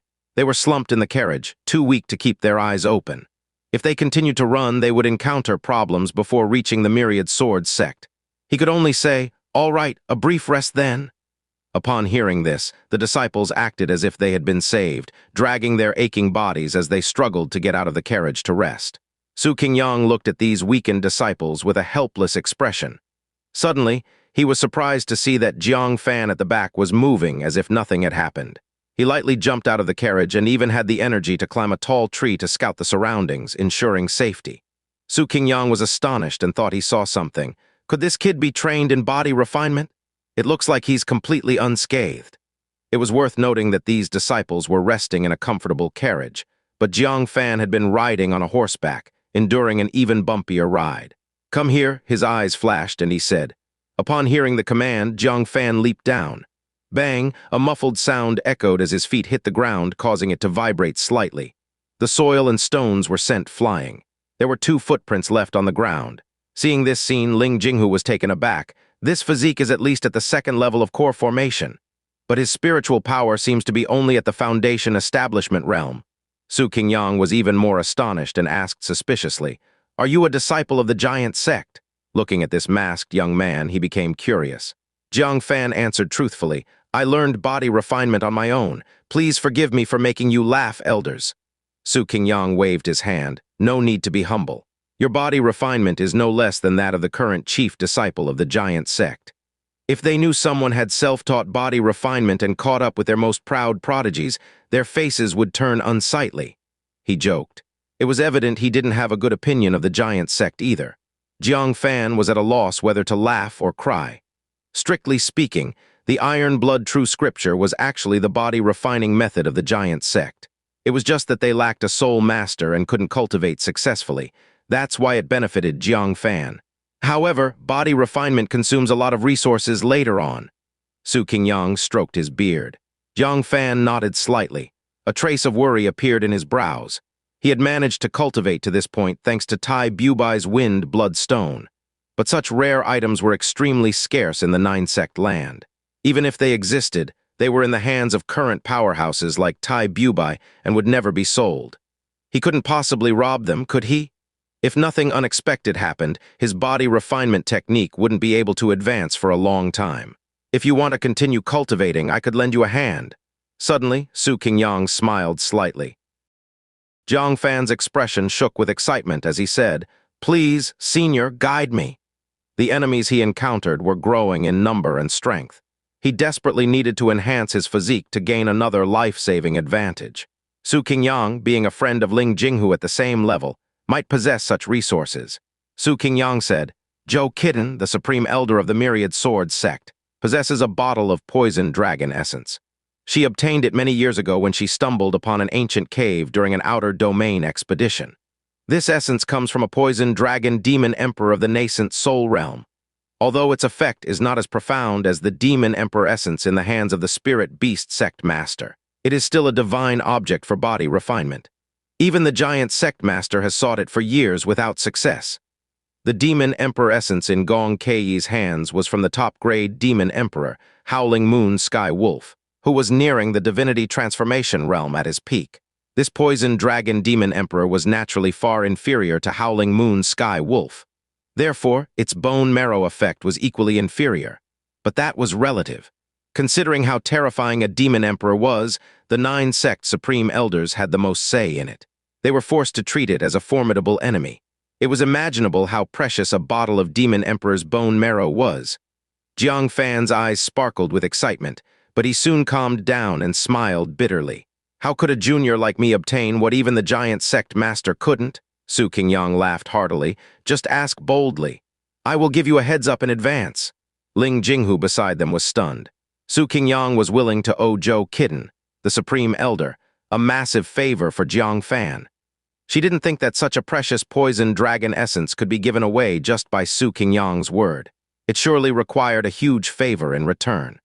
She quickly understood that Su Qingyang wanted to repay Jiang Fan for the healing grace in another way, seeing that he couldn't grasp the sword control technique. However, this favor was quite significant. Jiang Fan also realized it. Such a peerless treasure couldn't be acquired just by a greeting. After a brief thought, he said, Senior, what kind of item does Senior Zhou Kitten fancy? It wouldn't be appropriate for a junior like me to go empty-handed. Su Qingyang laughed briefly.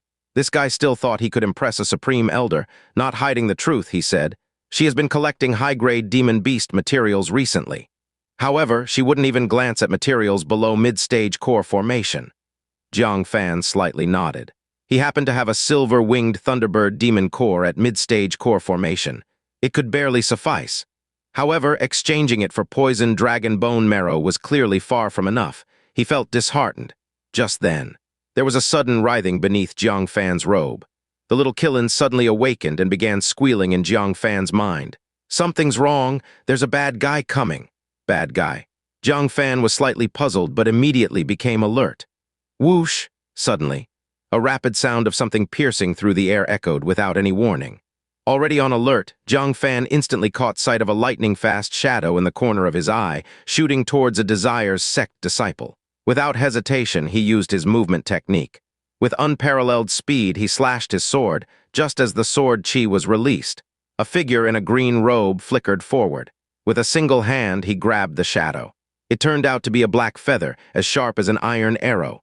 The person who caught it was, of course, Su Qingyang. With a single squeeze, he crushed the feather, looking at Jiang Fan in surprise, and said, Kid, you even excel in movement technique. He was closer to the Desire's sect disciple. Omicron Niel Latar Wenafov Armenian. He Nus. Omicron, but Jiang Fan almost acted faster than him. This surprised him greatly. Jiang Fan sheathed his sword in time, his eyes fixed on the feather's source, and said solemnly, Senior, now is not the time to discuss this. It seems we've been overtaken by demon beasts. These demon beasts were ones that even Jin Yunli fled from. The green-robed elder's strength was no greater than Jin Yunli's. How could he be so relaxed? Su Qingyang gave a wry smile. His gaze focused on the direction from which the feather came. His eyes revealed a chill. If these demon beasts had blocked his way a few days ago, he would indeed be in danger. But his strength had now recovered to 50%. The beasts that could kill him were few in number, and they certainly didn't include the black ferocious bird in the sky. Just a mid-stage core formation beast king, and you dare chase me? Su Qingyang snorted coldly. He joined his fingers to form a sword gesture, pointing it into the air. Whoosh! A stone beneath his feet instantly flew out. Its speed was unparalleled. The stone's friction with the air produced sparks and emitted an ear-piercing booming sound. The strength of this strike made Jiang Fan gasp. So this was the great success of the sword control technique, where everything could be used as a sword. The black ferocious bird was also shocked, hurriedly flapping its wings to dodge, but the strike was too fast. It couldn't evade, just as the stone was about to pierce its chest. A giant skeletal hand suddenly reached out from the monster bird's back. The palm wasn't big, but its 5 fingers were as long as ancient trees, sharp and exaggerated. They resembled giant spears multiplied by 10. The giant hand grabbed the stone. The terrifying heat on the stone produced black smoke as it rubbed against the bone claws, but it successfully blocked the stone. Su Qingyang's expression changed slightly. Cold Bone, one of the 10 great war generals under the Demon Emperor. So, it was indeed you ambushing me. The Demon Emperor commanded numerous powerful demon beasts. Besides the renowned 4 great demon kings, the 10 great war generals were equally feared. Each was said to possess the strength of a 9-sect Supreme Elder. The skeletal beast in front of them was indeed Cold Bone, one of the 10 great war generals. Su Qingyang had suspected it earlier, seeing the marks on those bodies. Now it was confirmed to be Cold Bone's doing. As he finished speaking, a bizarre demon beast, resembling a giant ape but entirely skeletal, slowly crawled from the bird's back. Its colossal bone claws, even larger than its body, were even more terrifying. Its head embedded with 2 blood pearl-like eyes stared down coldly at them. Ling Jinghu gasped. A top-level beast king of the 9th layer of core formation. What? The disciples' faces changed drastically. Even Jiang Fan's heart pounded wildly. The 9th layer of core formation. No wonder Jin Yunli didn't dare to pick up the red-scaled evil flood dragon's tooth. The one ambushing him was such a terrifying existence at the level of a supreme elder. Cold Bone stared at Su Qingyang with a serious expression. It was also shocked. How could Su Qingyang's injuries recover so quickly, far beyond expectation?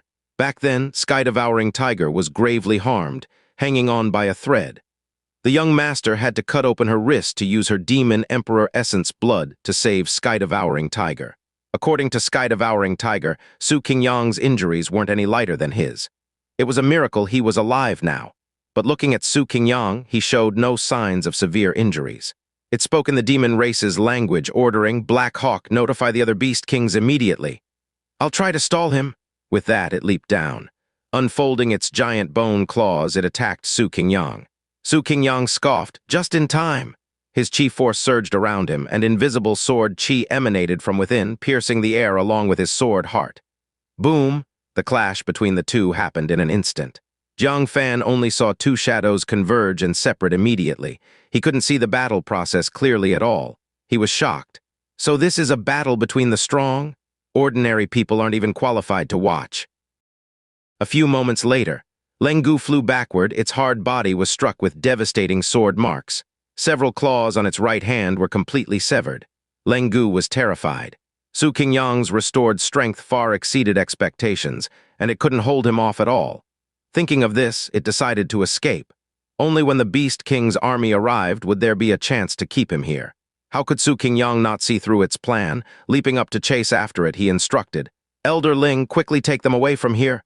It may have reinforcements. Ling Jinghu's face changed drastically, not daring to delay. Immediately calling to the disciples, quickly go! Jiang Fan jumped onto his cart, driving it frantically. They escaped for about an hour. They didn't encounter any demon beast attacks, and everyone sighed in relief. But Jiang Fan noticed. The black raptor that had left had somehow returned and was circling above them. It seemed to be indicating to the other demon beasts their current location. This made Jiang Fan's face change, and he said, Elder Ling, let's split up, otherwise none of us will get away. Ling Jinghu looked up, and her face also changed drastically, immediately realizing that demon beasts were closing in on their position. If they stayed together, they would all be surrounded. Scattering, the Black Hawk could only track one person. She thought that even a war general like Lengu had joined the ambush against Su Qingyang. How could the rest of the reinforcements be any weaker? By herself, she might not be able to protect the disciples present, thus gritting her teeth and reluctantly saying, Scatter, head in different directions and don't stop. If alive, meet at Myriad Sword Sect. The disciples were extremely frightened. Bidding Ling Jinghu a reluctant farewell, they each chose a direction and fled. Jiang Fan also bid farewell to Ling Jinghu at a fork in the road ahead, saying, Elder Ling, take care. Ling Jinghu replied, You too. Then she looked up at the Black Hawk and shouted angrily, I am the great elder of the Desire Sect. If you have the guts, come at me. It seemed the Black Hawk understood her words and indeed flew in her direction. Jiang Fan was deeply moved. Though the Desire Sect was criticized, the character of the great elder commanded respect. Using her own body to carve out a path of survival for the younger generation. Clenching his teeth, he hurriedly drove away. Wait, no. One shadow guard. It was Su Yining who had returned, chasing after them with a sweaty brow, saying, I'm coming with you, Jiang Fan said, to die with me. Quickly split up, then both of us still have a chance, though Elder Ling had diverted the demon beast's attention. But who could guarantee there wouldn't be an ambush in other directions? If Jiang Fan's path encountered danger, it would be bad enough for him, and Su Yining would also be implicated. But Su Yining jumped onto the cart, biting her lip, and said, I won't. I don't believe we're so unlucky as to meet demon beasts. Number 1 Shadow Guard had helped her so often, weighing heavily on her mind. She wanted to repay him, but had no opportunity. Now, with their lives hanging by a thread, she thought that in a critical moment, she could block the demon beasts for him, giving him a chance to escape. You, Jiang Fan frowned deeply, but seeing the other disciples had all fled without a trace. He couldn't delay either and said irritably, Hold on tight. He then sped down mountain paths. The roads were narrow and rough, making the horse struggle and move slowly. Su Yining said, Let's abandon the cart and walk. The cart is slow and a big target. Jiang Fan hesitated. The cart held the purple sword and the ancient zither, however. The Desire Sect members were gone, so he didn't worry about being discovered. He nodded, stopping the cart on a flat boulder ahead, turning back to get the items from the cart. But suddenly, in Jiang Fan's mind, the little Killin's urgent cry sounded. "Master, why are you stopping? The thing underground is catching up." "What?" Jiang Fan was shocked. There was still a demon beast following him. He focused and sensed the ground trembling lightly beneath his feet. And it was getting stronger, indicating it was approaching rapidly. His face changed slightly. Immediately, he smashed the cart's bottom panel, pulling out the purple sword and ancient zither hidden inside. Then he kicked the horse's rear.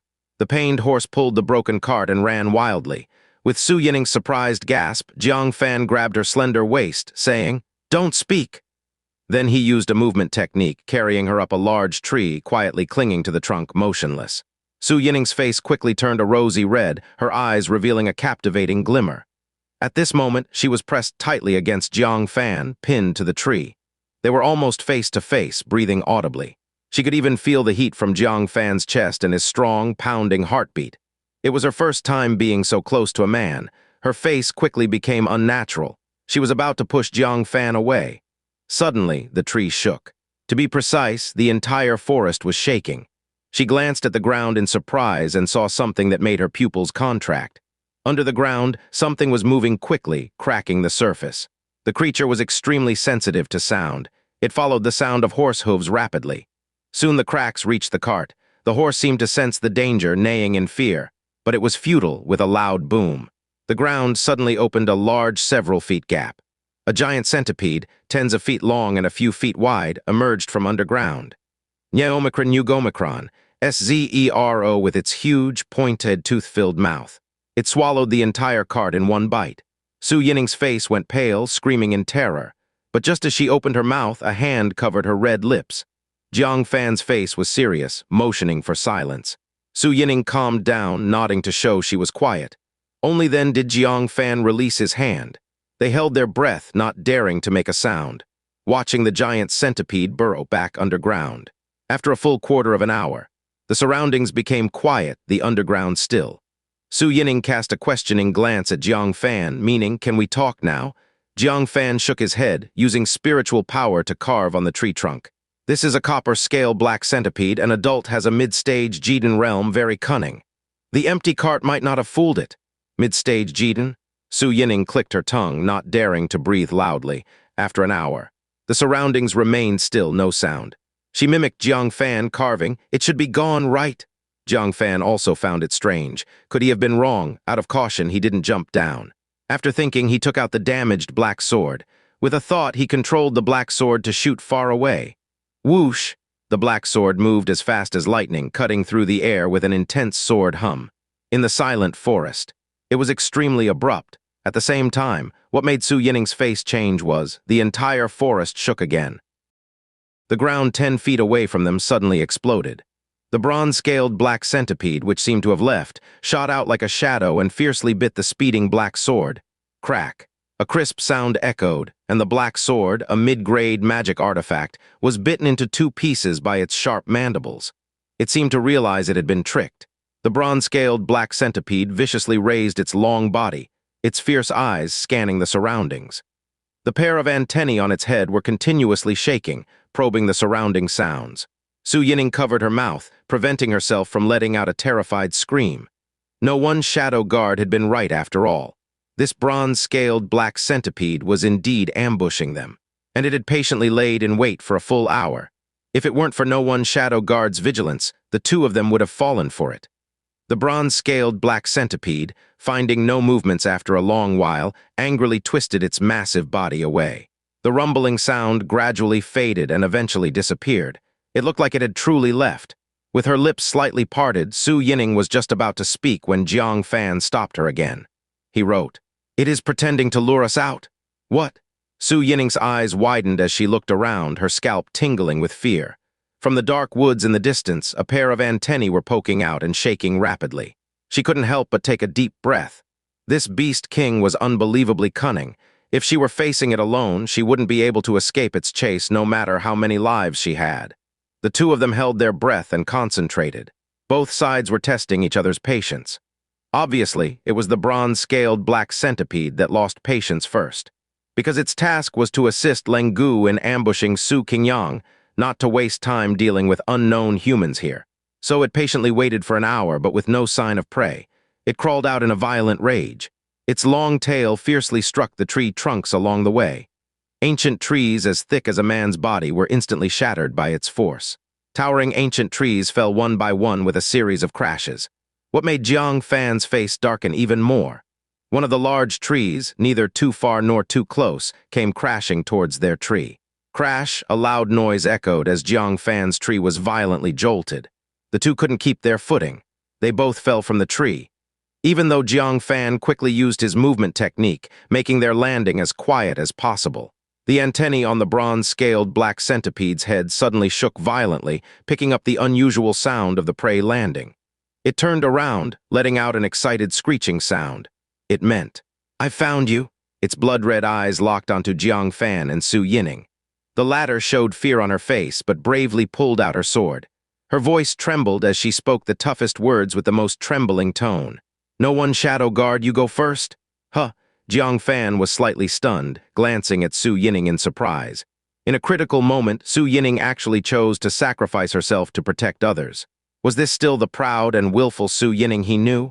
If she had been this reasonable earlier, things might have turned out differently between them. However, letting Su Yining stay behind to cover the retreat while he escaped was not something Jiang Fan could do. "You go first." Jiang Fan slowly drew his Sorrow Frost sword. His gaze was serious but not fearful. Su Yining stubbornly said, "I told you to go, don't argue. That way I won't owe you any more." Looking at the rapidly approaching gigantic centipede, she became more frightened and couldn't even hold her sword steadily. Her voice had a hint of sobbing. Jiang Fan was speechless. Scared to this extent, how could you be expected to cover the retreat? You wouldn't last a moment against the bronze-scaled black centipede's tail swipe. He was about to speak, but was stopped by Su Yining's words, which made his body slightly tremble. "If you survive, go back to the Green Cloud Sect and tell my master of my death. And also, tell Jiang Fan I'm sorry." With that, she pushed Jiang Fan away and said, "Go quickly, don't look back." She gritted her teeth, holding her 3-foot green peak tightly with both hands, and charged at the bronze-scaled black centipede.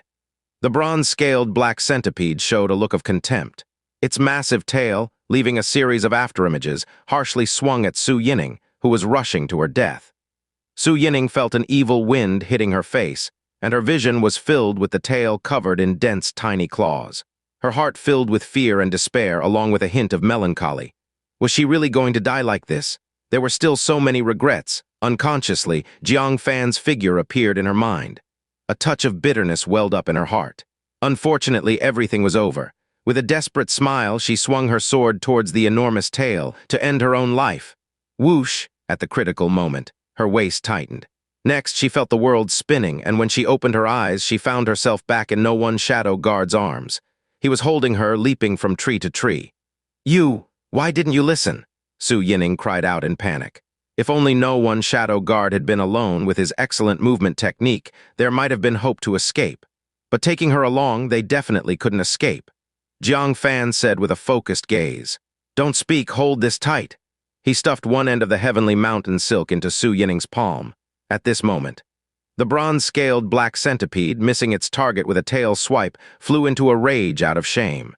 2 tiny humans had cost it a full hour of hunting. For it, this was already humiliating enough. Rescuing someone in the middle of its attacks, that was a slap in its face. Rumble, it angrily chased after them. Its massive body did not hinder its speed and agility at all. It twisted rapidly on the ground. Nye Omicron Cyrillic letter 475 letter 1E50.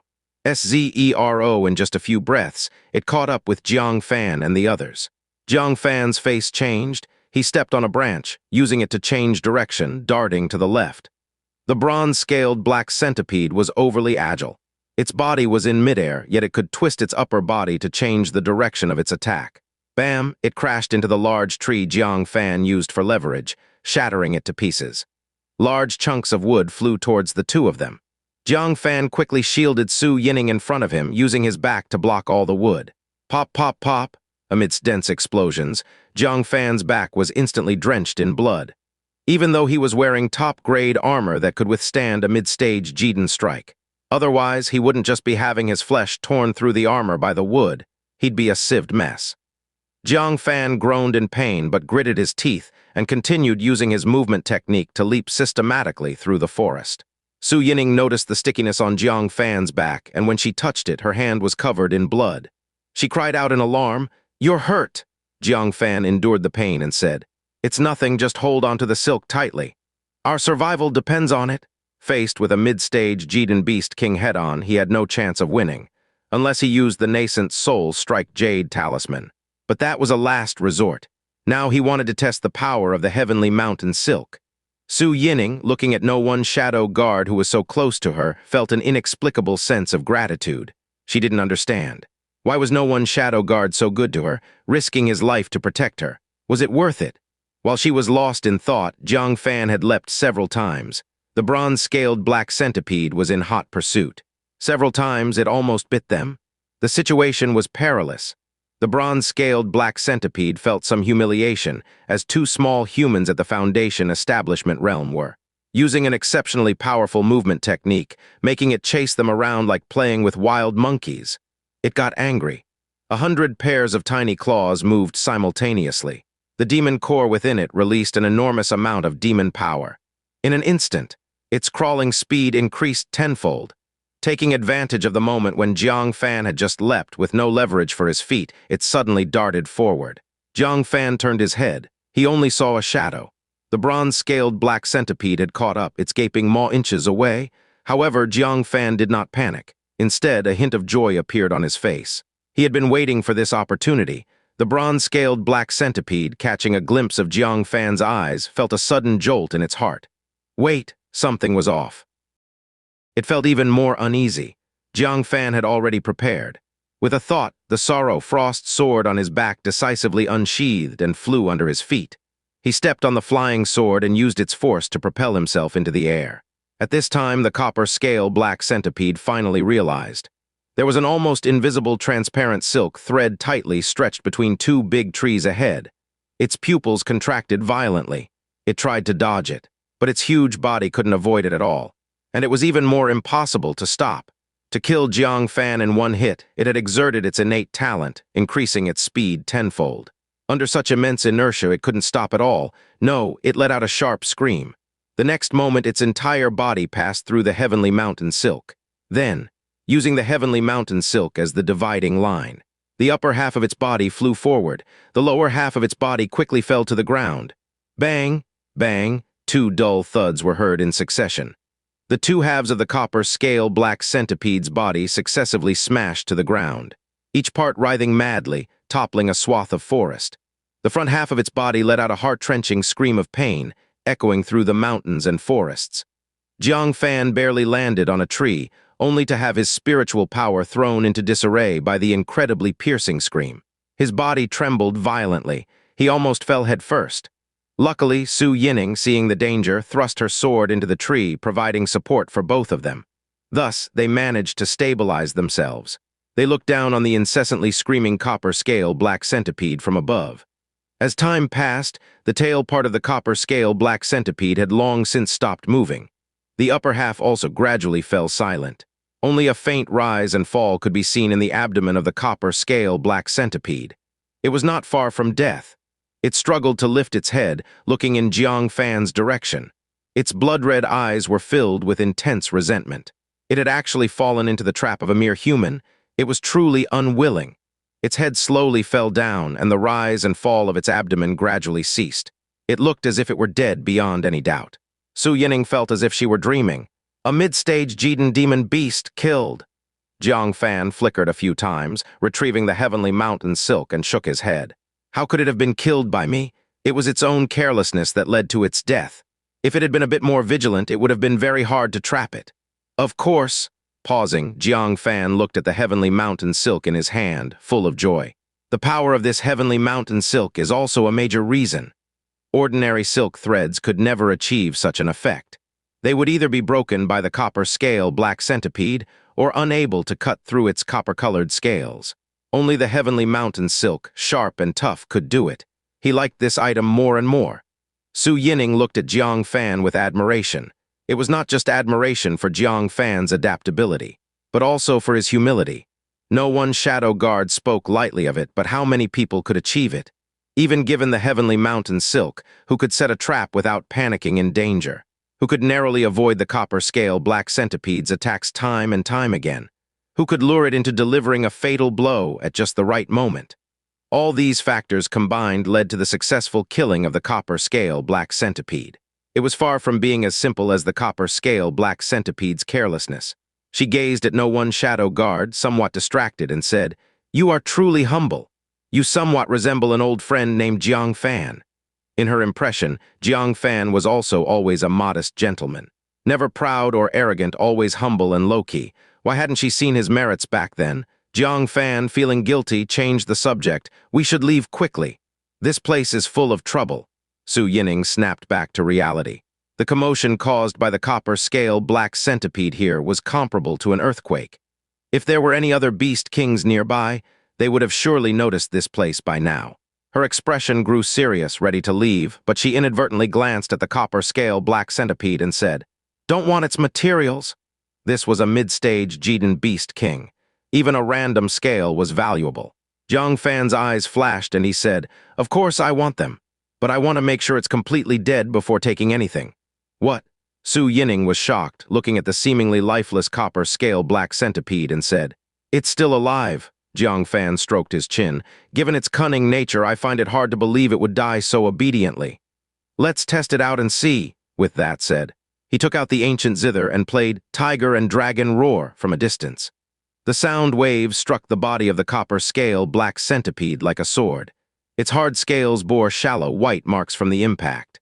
It did not cause much damage, but the weak eyes were shattered on the spot.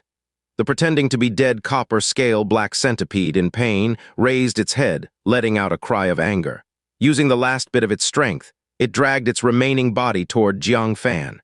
It howled in fury as it crawled. But this last bit of strength was meant for a final blow against Jiang Fan, and it wasn't enough to sustain it for long. After a short while, it crawled slower and slower. Finally, it lay on the ground motionless. A weak hiss sounded from its mouth. In its mind, it uttered the final curse of its life. "You bastard, you're not human." Even among the demon beasts, the highly vigilant demon rabbit was not as difficult to deal with as this little human. With resentment, it completely died. Su Yining was startled by the copper scale black centipede's dying counterattack. But hearing its frantic howling, she looked at Jiang Fan with a strange expression, muttering, "It seems to be cursing you." Even though she couldn't understand the demon race's language, certain emotions were universally understood among living beings. Jiang Fan rubbed his nose. It wasn't just cursing him. It seemed to be cursing quite obscenely. "Yeah, Omicron new letter 1E5 letter 1D11. He played another tune, causing the flesh and blood of the copper scale black centipede to explode. He confirmed that the copper scale black centipede was truly dead and didn't play any more tricks. Only then did he descend with Su Yining.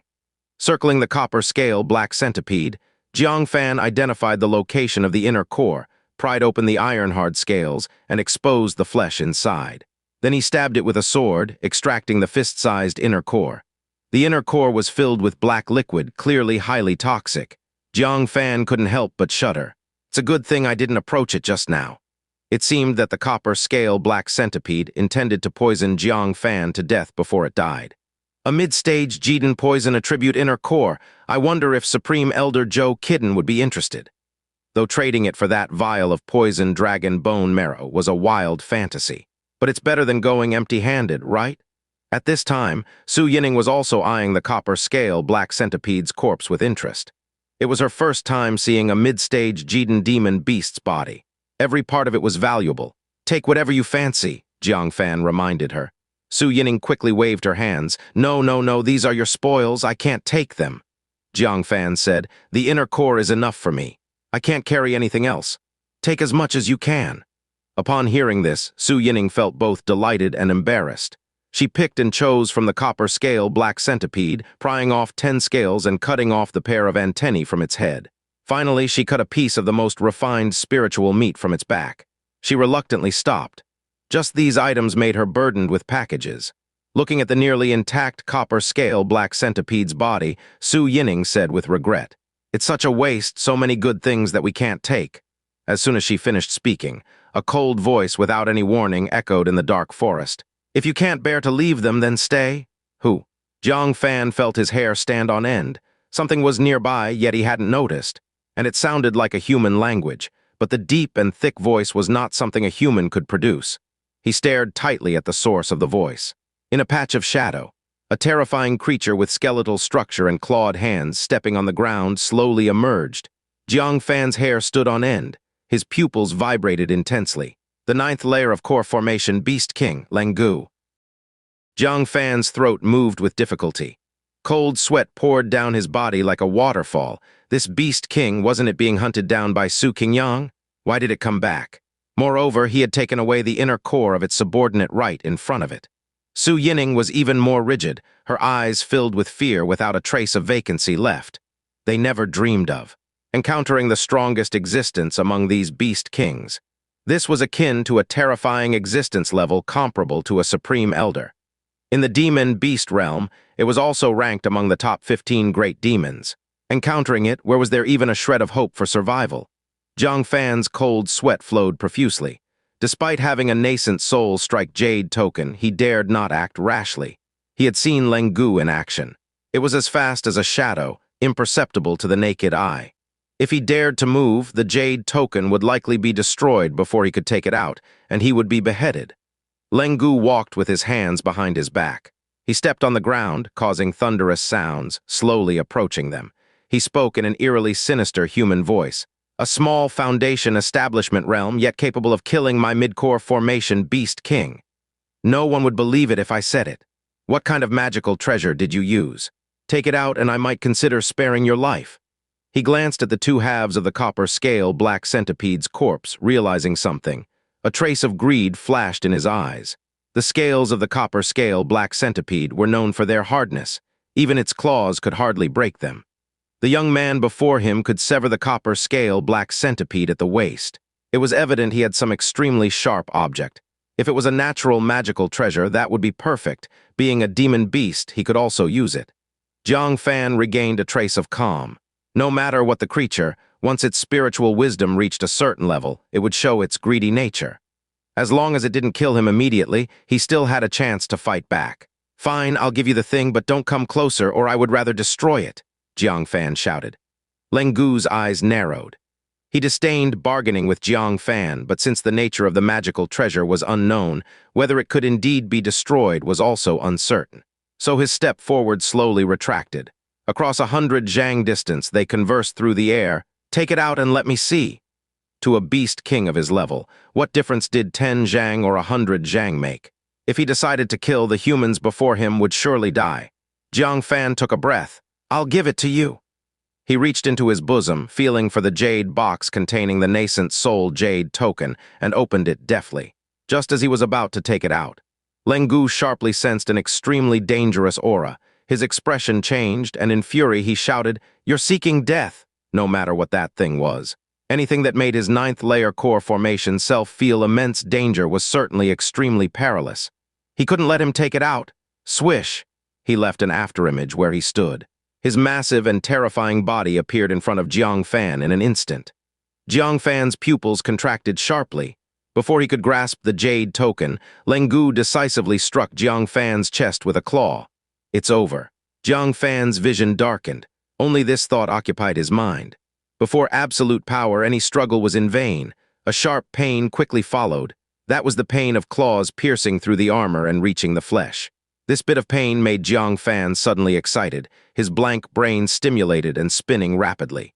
Suddenly, Jiang Fan's vision brightened. At the moment when the claws were about to penetrate the armor and pierce through it, Jiang Fan's chest puffed out, and he shouted, "Open!"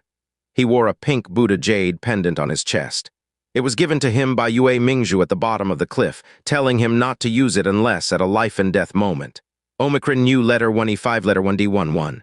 He Noose, though he didn't know how useful it was, or whether it could block a shot from the 9th layer of core formation. But at this moment he could only try. He pushed the pendant with his chest, and as the spiritual power burst forth, it shattered instantly. A pink mist gushed out at once, forming a spherical shield around Jiang Fan. With a bang, the spherical shield instantly bounced Lengu away. The claw that had pierced into Jiang Fan's body was forcibly broken. Lengu let out a painful howl, staring in shock at the pink shield around Jiang Fan.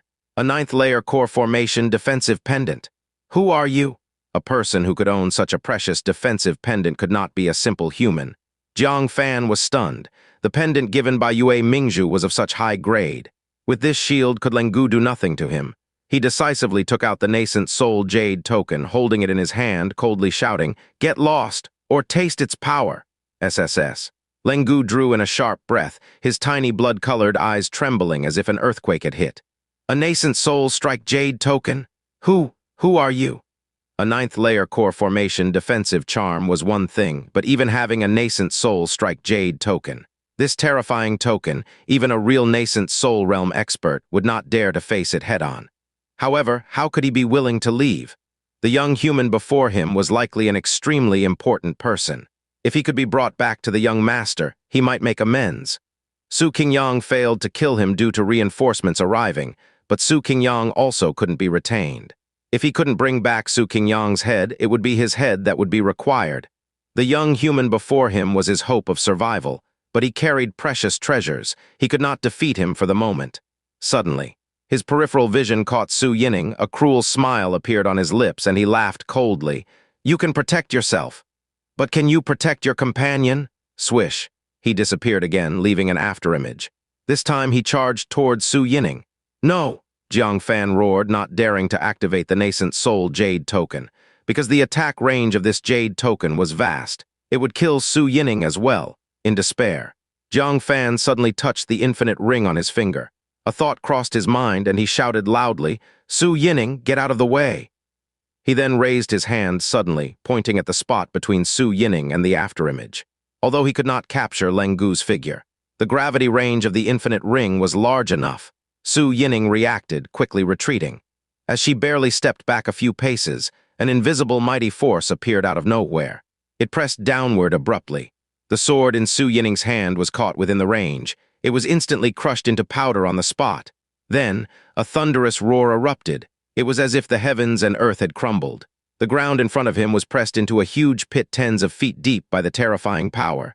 The unparalleled strength caused an earthquake. The surrounding ground shook continuously, throwing Su Yining to the ground on the spot. Thick cracks, as wide as a person's body, radiated outward from the giant pit, stretching for a mile. The aftershocks of the earthquake swept across hundreds of miles around. Birds and beasts fled in panic. A towering cloud of dust surged into the sky like a yellow dragon. It took dozens of breaths before. The earthquake subsided. The thick dust hung in the air for a long time. Through the dust, Su Yining looked at the terrifying pit in front of her, gasping sharply. In the pit lay Lengu, whose whole body was covered with cracks like a shattered porcelain. His 10 sharp claws had broken inch by inch.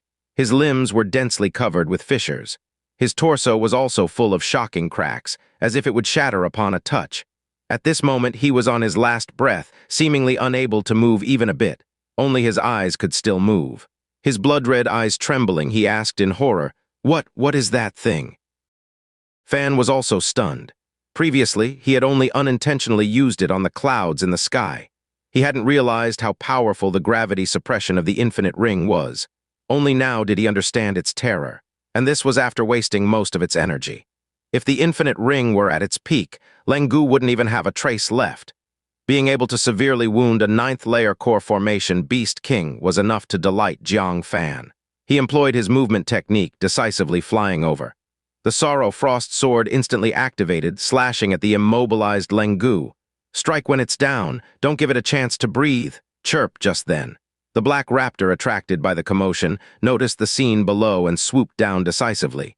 Jiang Fan's expression changed. This black raptor was also a mid-stage core formation being. Its claws were no less powerful than the silver-winged thunderbirds. He quickly sidestepped out of the way. Boom! The powerful gust nearly blew Jiang Fan away. Thankfully, he avoided it. But what changed his expression was, Lengu in the deep pit had disappeared. Looking up, he saw the black raptor clutching Lengu in its talons, rescuing it. Leng Gu, barely surviving, looked down at the gradually shrinking Jiang Fan on the ground, both shocked and angry, yelling, "You human brat, don't think you'll leave here alive. Black Hawk, don't worry about my injuries. Follow this human brat and bring the other beast kings here.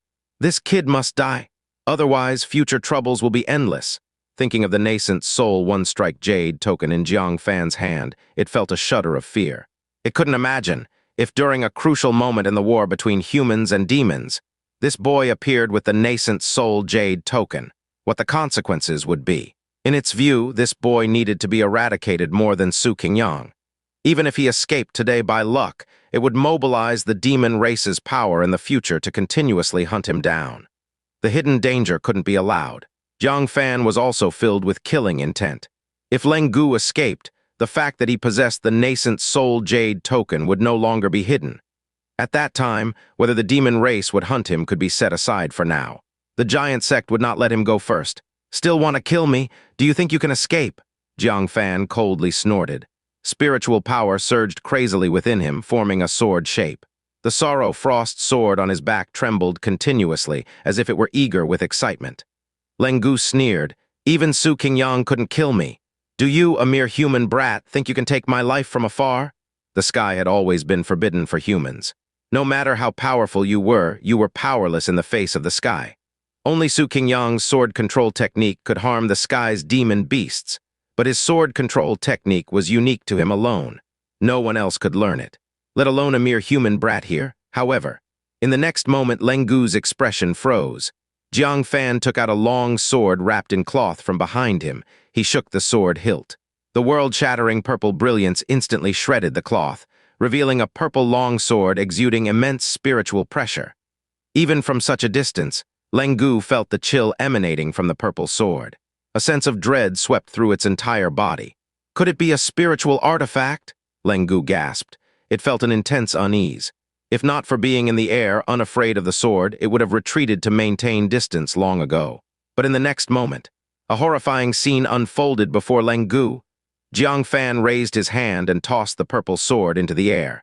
Then he mimed a sword gesture with 2 fingers pointing at Leng Gu from a distance. The purple sword transformed into a purple beam and shot towards them. "Sword control technique!" Leng Gu let out a piercing scream of terror. In the next moment, both the black raptor and Leng Gu were pierced by the purple sword. Leng Gu hoped to rely on its invincible body to withstand the sword, but it despairingly found that its body was like paper before the purple sword. Ye Omicron U letter 1E5 Omicron, it was directly cut open. Worse still, the black raptor's head was penetrated.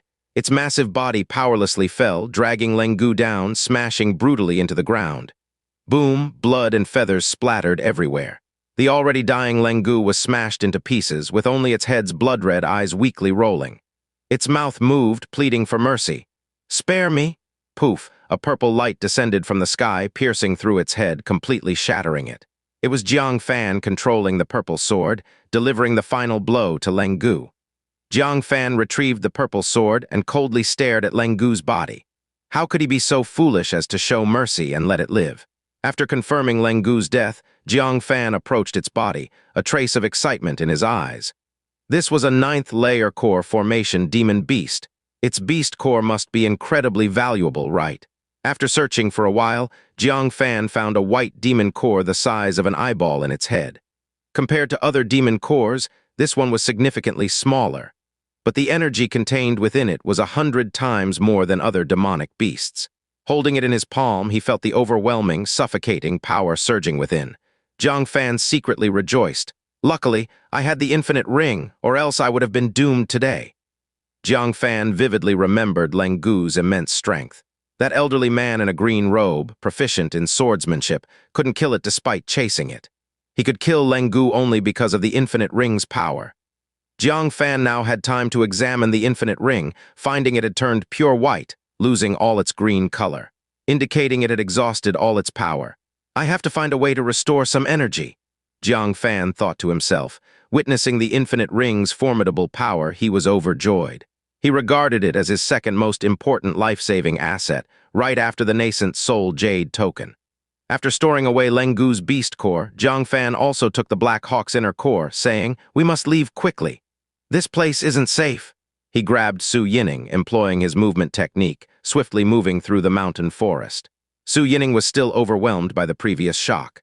The No One Shadow Guard, single-handedly killing a ninth-layer core formation Beast King. When did he become so terrifyingly powerful? Even Jiang Fan couldn't be this formidable, could he? When she came to her senses, they had already traveled a great distance. The rest of the journey was much smoother. They no longer encountered any Beast Kings. Several days later, the two, travel-worn, arrived at the city at the foot of the Myriad Sword Sect Mountain, Myriad Sword City. Unlike other cities, Myriad Sword City was under lockdown today. Entry required an identity jade, and non-residents of Myriad Sword City and disciples from the Ninth Sect were not allowed entry. This was related to the upcoming Sword Forest. Given the important event ahead, the Myriad Sword Sect was concerned about any ill-intentioned people causing harm to the Nine Sect disciples. "It's our turn." Su Yining, queuing, took out her identity token without hesitation when it was her turn. After verification, she fixed her gaze on Jiang Fan. Her beautiful eyes were filled with intense curiosity. The true identity of the No One Shadow Guard was about to be revealed. Jiang Fan felt a headache. He didn't expect entry into Myriad Sword City to require an identity token, and it was especially inconvenient that Su Yining was right by his side. If she discovered that the No One Shadow Guard was Jiang Fan, who knew if she would have an emotional breakdown? As he hesitated, a cold and somewhat indifferent voice sounded from behind. "What's your name?" Jiang Fan turned around. He found a young girl in a bright red dress standing behind him, having appeared out of nowhere. Her skin was as white as snow, with golden wavy hair and deep-set eyes embedded with blue sapphire-like pupils. Her fiery figure was particularly noticeable. She was a stunningly beautiful girl with an exotic allure and a fiery figure. She approached Jiang Fan and sniffed him. This puzzled Jiang Fan.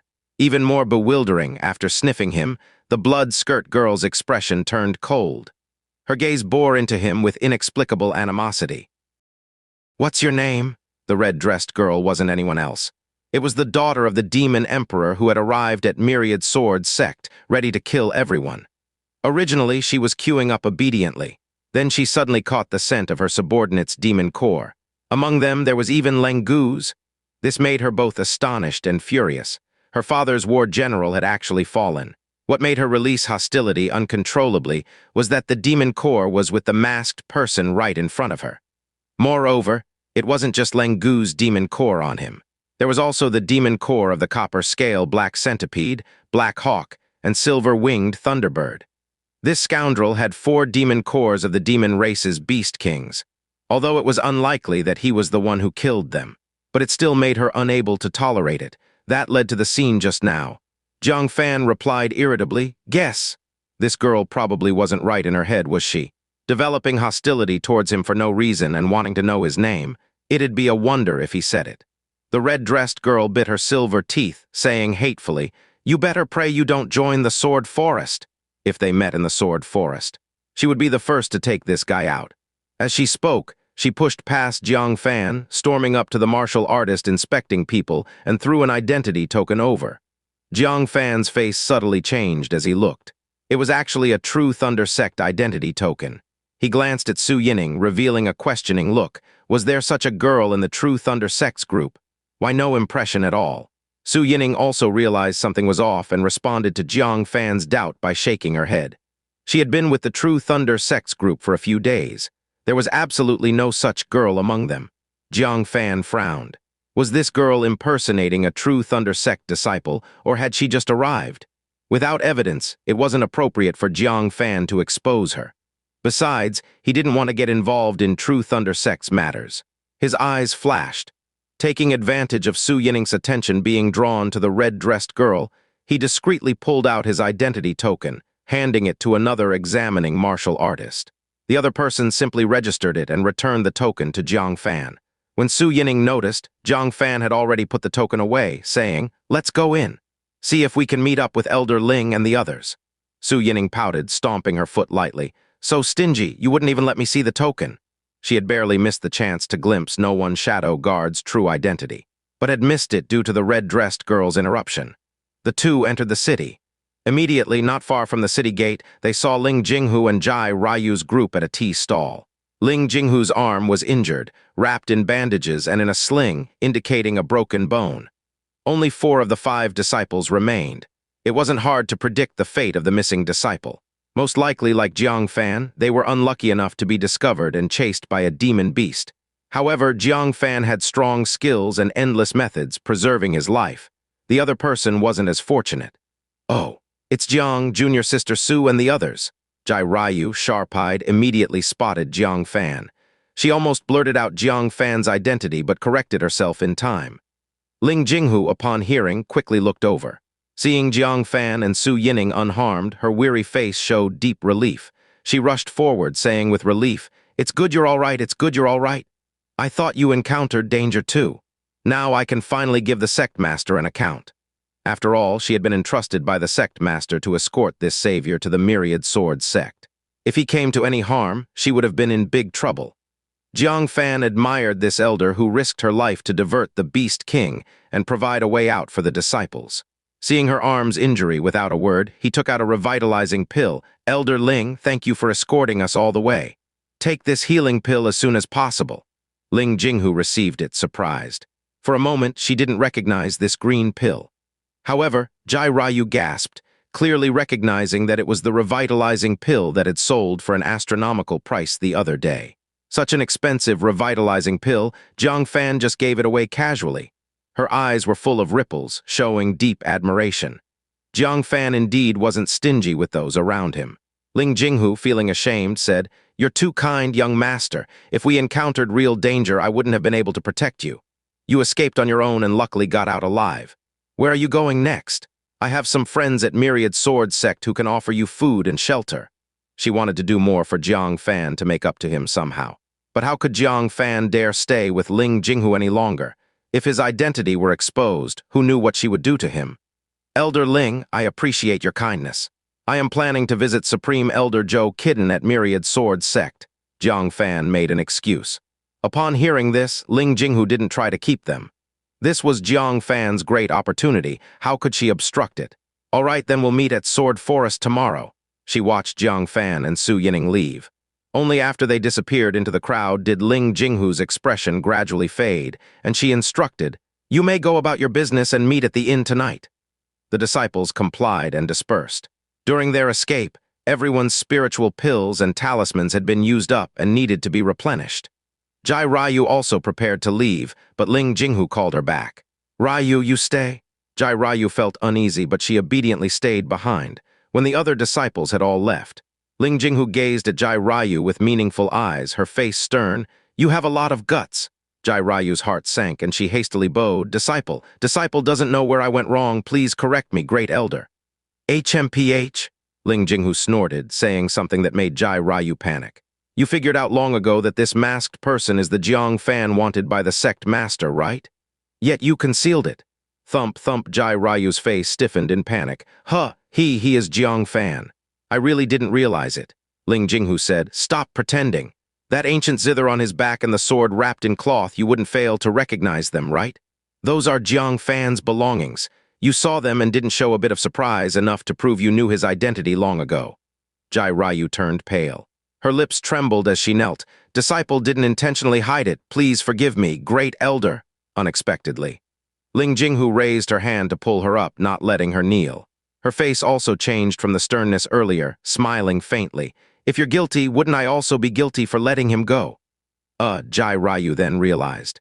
Indeed, if Ling Jinghu had really wanted to catch Jiang Fan and recognized his identity, why didn't she act just now? She asked uncertainly, "Great elder, what do you mean?" Ling Jinghu smiled faintly. "I mean we know nothing. Let him off and we'll consider all favors owed to him repaid." Hearing the first part, Jai Ryu showed a happy expression. But at the latter part, she chuckled helplessly. "Omicron U letter 1E5 Armenian, Hu Enus." Letter 1D0 for Omicron pointing to the green pill in Ling Jinghu's hand, she teasingly said, "This favor, Elder Ling, I'm afraid you'll have to keep repaying."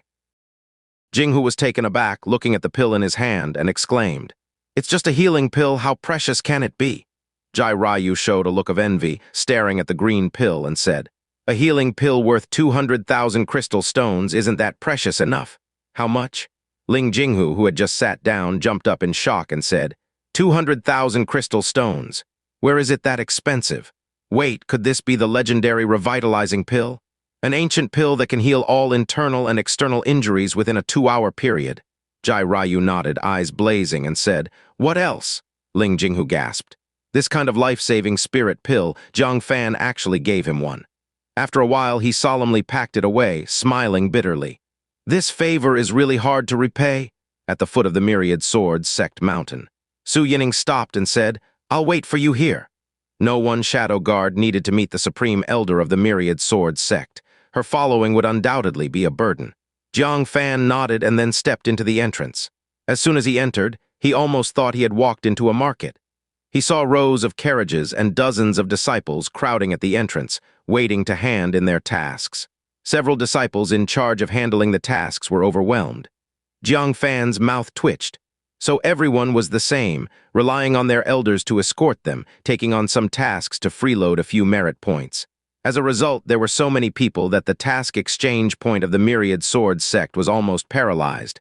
At this moment, Jiang Fan heard a familiar voice full of complaints. "Why are you pushing? Can't you line up properly?" Jiang Fan turned his head and couldn't help but be speechless. It was Qin Kei. She was complaining endlessly, organizing the chaotic scene with a very impatient expression. She had just returned to the Myriad Swords Sect and hadn't even warmed her seat. The entrance was already crowded with disciples handing in tasks, forcing her to come to the rescue. Who could be in a good mood in such a situation? The junior sister beside her cautiously said, "Senior Sister Qin, don't talk like that. It's easy to offend people." Today's arrivals were all elite disciples from various sects, not the usual times. One word could offend many powerful disciples. If one of them held a grudge, it would cause trouble. But Qin Kei still acted as she pleased, saying, "Who cares about them? They are all elite disciples, yet they have no sense of order." Jiang Fan touched his nose, thinking this person was reasonable when they were together. Why did she return to her sharp-tongued nature as soon as she left him? He patiently queued at the end. Soon after, it was his turn. Qin Kei, sweating profusely, finished recording the previous disciples' information. She was still complaining non-stop. Each and every one of them just wants to take advantage. And they call themselves elite disciples, just looking to freeload. The junior sister beside her was speechless, quickly glancing around at everyone's expressions, and pleaded quietly, "Senior sister, please say less." Qin Kei wasn't afraid of offending people, but she feared being implicated. Qin Kei snorted, "I said it, so what, are they going to scare me?" Next, Jiang Fan walked forward awkwardly, because he, too, was part of the freeloading crowd. Unexpectedly, after just a few days apart, he was scolded by Qin Kei.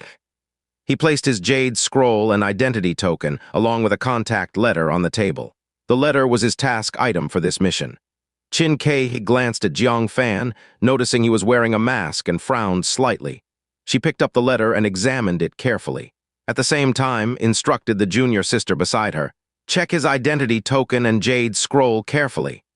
With the Sword Forest event approaching, they couldn't afford to let any sneaky people in.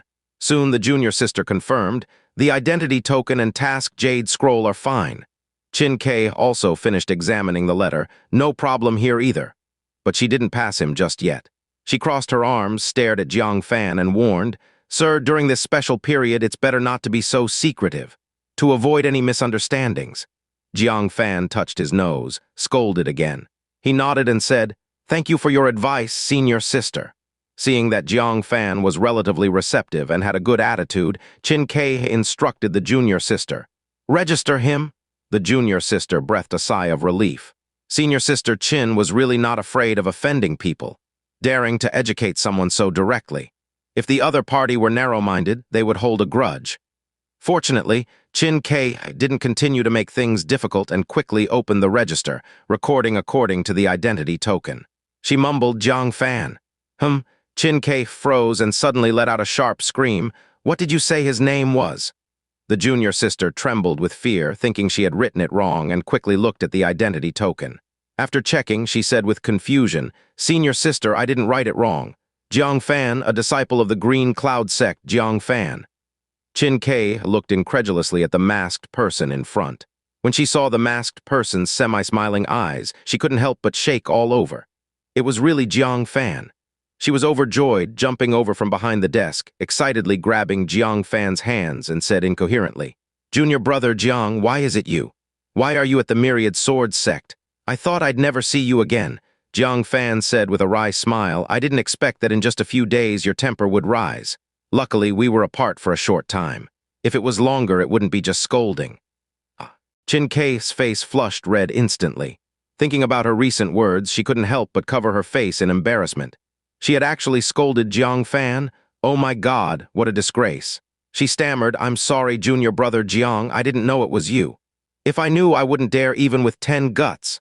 The junior sister beside was stunned.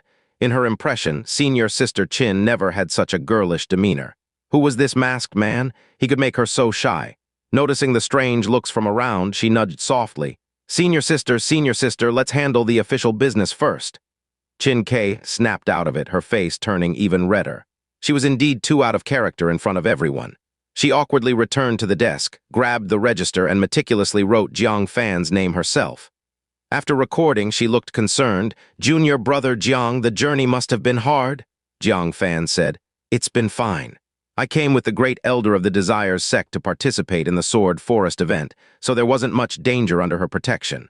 Qin Kei said ashamedly, Junior brother Jiang is so powerful and still works hard, not forgetting to complete a task while joining the Sword Forest. I feel so ashamed in comparison. The junior sister beside, with 3 big question marks on her forehead, muttered, Senior sister, didn't you just say this was freeloading, taking advantage? How come with junior brother Jiang, it's hard work and you're ashamed? Qin Kei covered her mouth. The determination was as if she wanted to suffocate her on the spot.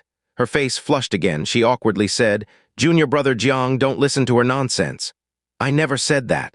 Absolutely not. At this moment, she was so embarrassed that her toes could dig out a 3-room apartment on the ground. Jiang Fan found it amusing, but didn't argue and said seriously, Senior sister Qin, I want to ask about something. Handing in the task was secondary. The most important thing was to meet the Supreme Elder Zhou Kitten. Kei nodded repeatedly. Yes, junior brother, tell me. Jiang Fan said, May I ask if your sect has a Supreme Elder named Zhou Kitten? Qin Kei solemnly said, Indeed we do. Why does junior brother Jiang ask this? There really was such a person. It seemed that old man wasn't completely talking nonsense. Jiang Fan said, If I wanted to visit this Supreme Elder, would it be very difficult? Qin Kei was taken aback, then showed a troubled expression. I'm afraid you won't be able to meet her. Even we rarely get the chance to see her. Jiang Fan wasn't too surprised. Even in the Green Cloud Sect, it was very difficult for Jiang Fan to see his own sect's Supreme Elders. To visit an outer sect Supreme Elder, how could a small disciple like him just pay a visit? Unless he was a Supreme Elder of some sect himself, it wouldn't be possible. After a brief thought, Jiang Fan said, Then could you perhaps relay a message? Just say I wish to make a trade with her regarding demon beast materials. Qin Kei was still very troubled. Although during those days spent with Jiang Fan, she indeed received quite a few good items from him. Good was only relative to the disciples. For a Supreme Elder, they were not worth mentioning. However, this was the only way she could help Jiang Fan. Thus, she gritted her teeth and said, All right, I will first take you to see my master. As a small disciple, I have no qualification to contact the Supreme Elder. In truth, Qin Kei had no confidence that she could persuade her master to help. After all, an elder helping an outer sect's disciple contact their own Supreme Elder. Just thinking about it seemed to lose face. All she could do was try her best. Qin Kei set aside her matters and took Jiang Fan up to Cloud Sword Peak. The two barely reached the peak. When they heard a woman's stern scolding, You two still have the face to come back. The first-level mission at the giant sect front line, you didn't complete a single one, all failed. The other peak's disciples all succeeded. Jiang Fan's steps halted. He glanced towards the peak. He saw a woman in her 40s in a gauze dress, scolding 2 kneeling female disciples. One was crying like a weeping willow in the rain. The other bit her lip, her face full of grievance and unwillingness. It seems we've come at a bad time, Jiang Fan said sideways, but he found Qin Kei shrinking her neck, stepping back down the stairs. At this scene, how could she dare to go up and touch the bad luck? Her master was usually very strict and would scold disciples who made mistakes harshly, especially when angry. However, the Cloud Sword Peak Master, with a move of her ear, detected the commotion and shouted, Who? Qin Kei's face turned pale. She had no choice but to steel herself, walk up the stairs, and reveal herself. She lowered her head and cautiously said, Disciple Qin Kei greets Master. Seeing her, the Cloud Sword Peak Master became even angrier, shouting, Sneaking around for what? No sense of discipline. Get over here, kneel properly. Chin Kei's face was full of bitterness. She knew she would run into bad luck. She obediently walked over and shrank her neck as she knelt in front of her two senior sisters. Before she could explain, the Cloud Sword Peak Master scolded her harshly. Speak truthfully. Where have you been these days? Executing a third-level mission took you half a month. If you hadn't returned, I was about to report to the sect that you had died outside. With her drawing fire, the other two senior sisters finally got a breather. They secretly glanced at Chin Kei, showing schadenfreude. The two of them failing a first-level mission was understandable. After all, the front line was full of dangers, and the battle situation was unpredictable. Failing tasks was a common occurrence, but spending half a month on a third-level mission was truly absurd. If you said she wasn't slacking off, who would believe it? Chin Kei had quickly explained, Master, this disciple has been diligently executing tasks these days. I haven't been lazy. After completing the Supreme Sect's mission to the Spirit Beast Sect, I immediately took on the mission from the Spirit Beast Sect to the Desire Sect, and along the way encountered many dangers, hence the delay. The Cloud Sword Peak Master's cold face showed a slight frown.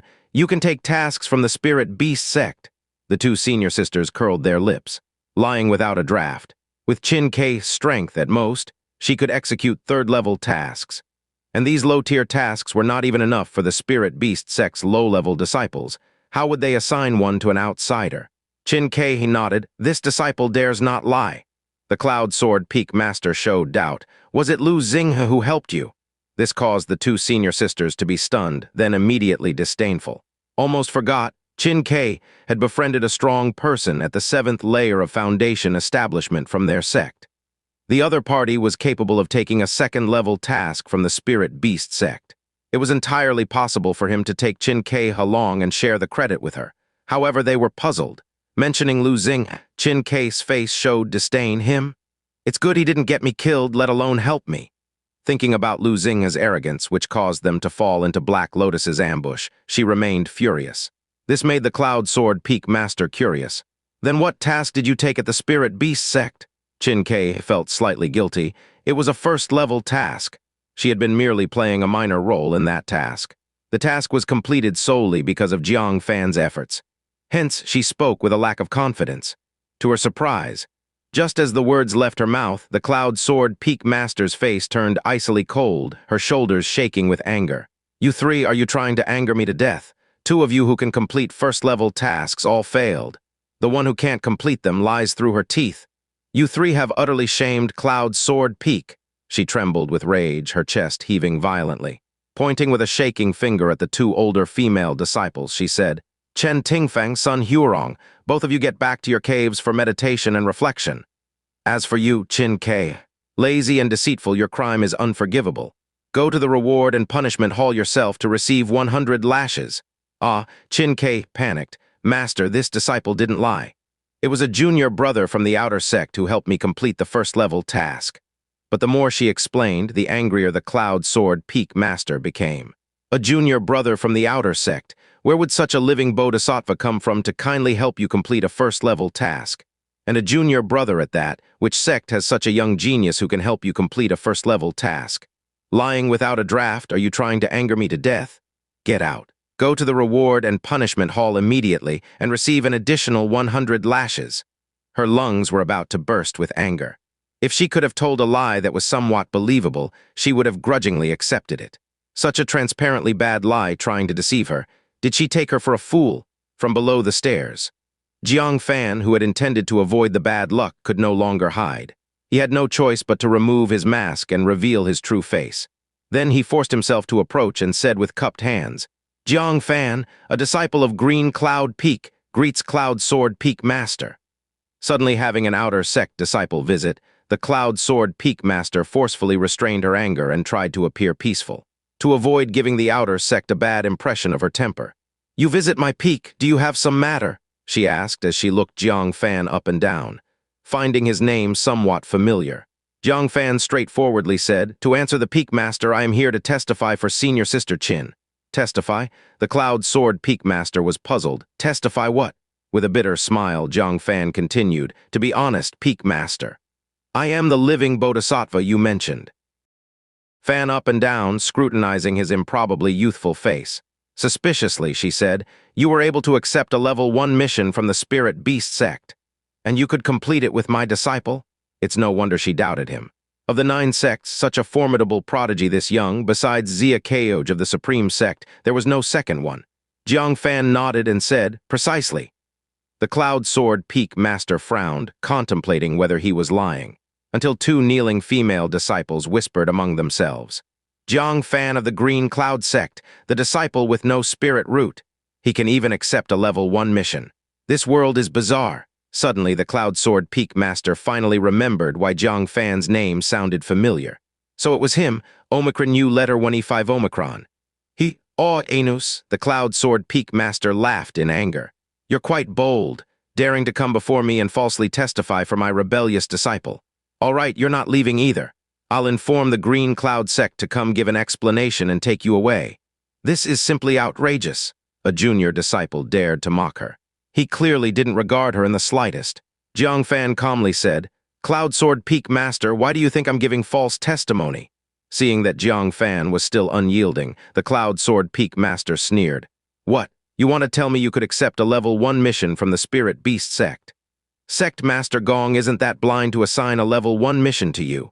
Jiang Fan said indifferently. Sect Master Gong, of course, has sharp eyes. Unlike the Cloud Sword Peak Master. Outrageous. The Cloud Sword Peak Master snorted. How dare you mock this elder as blind? It seems I must teach you a lesson so you know some restraint. Swish, she raised a hand and pointed. Powerful spiritual power shot out from her fingertip, carrying an unstoppable force of sword chi. It shot towards Jiang Fan through the air. Qin Ke was startled and shouted, Junior brother, flee! The 2 senior sisters were also shocked. Their teacher was truly angry. She actually attacked a junior. He would surely be pierced through by the sword chi contained within that finger force. But Jiang Fan remained unafraid. He drew his Sorrow Frost sword with a clang. Heaven and earth star fall? With a decisive strike, a thunderous explosion roared. The forceful sword chi exploded outward.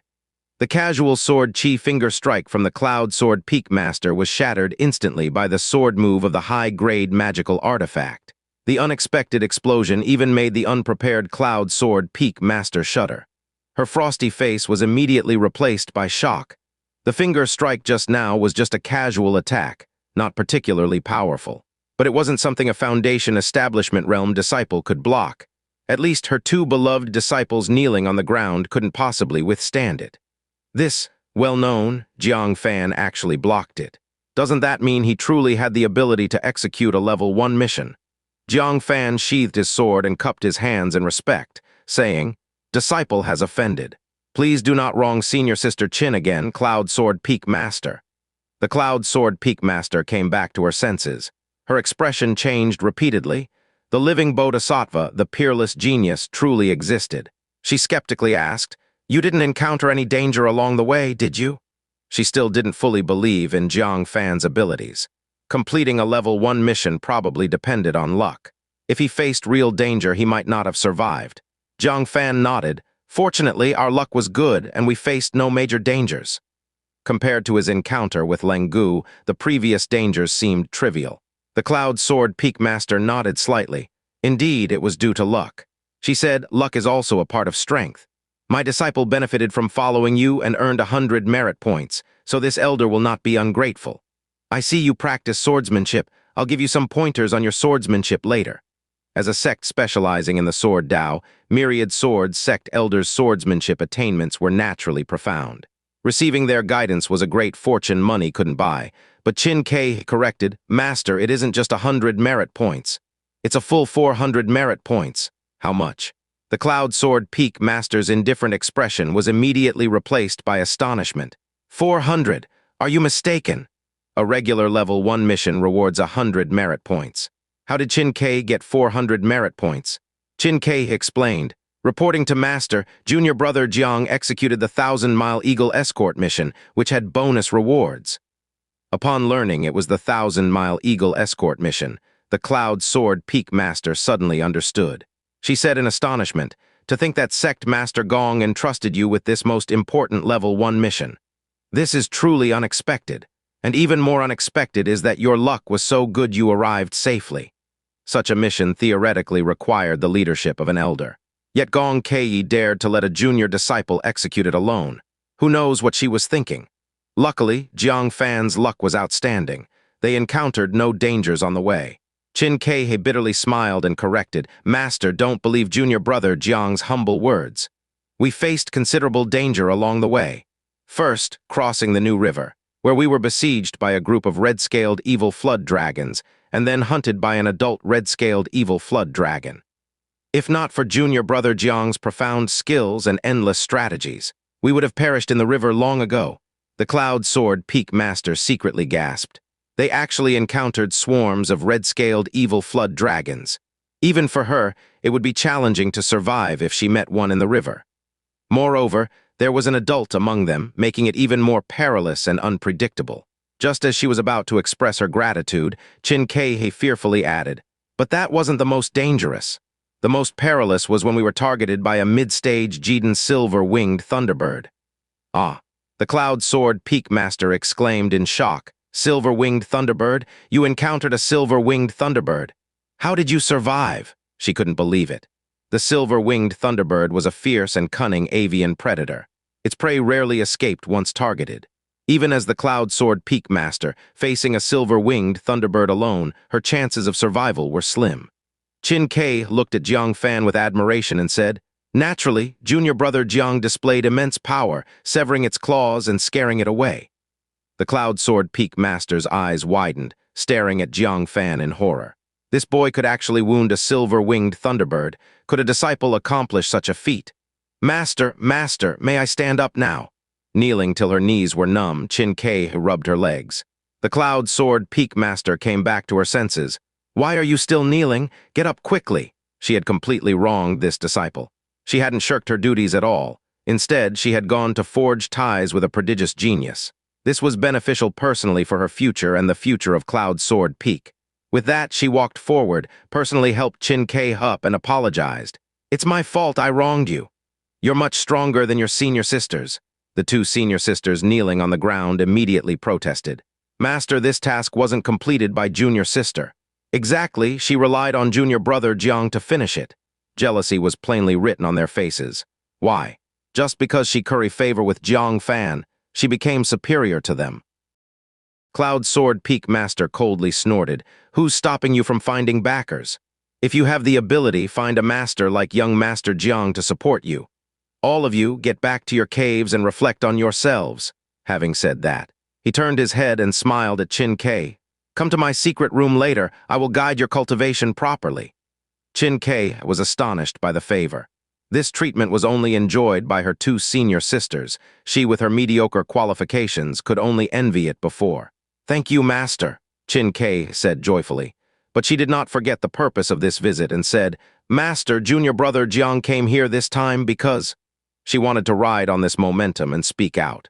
Perhaps the master would be embarrassed to refuse. But Jiang Fan raised his eyebrows and promptly interrupted her, interjecting, "Disciple actually came specifically to visit the Cloud Sword Peak Master."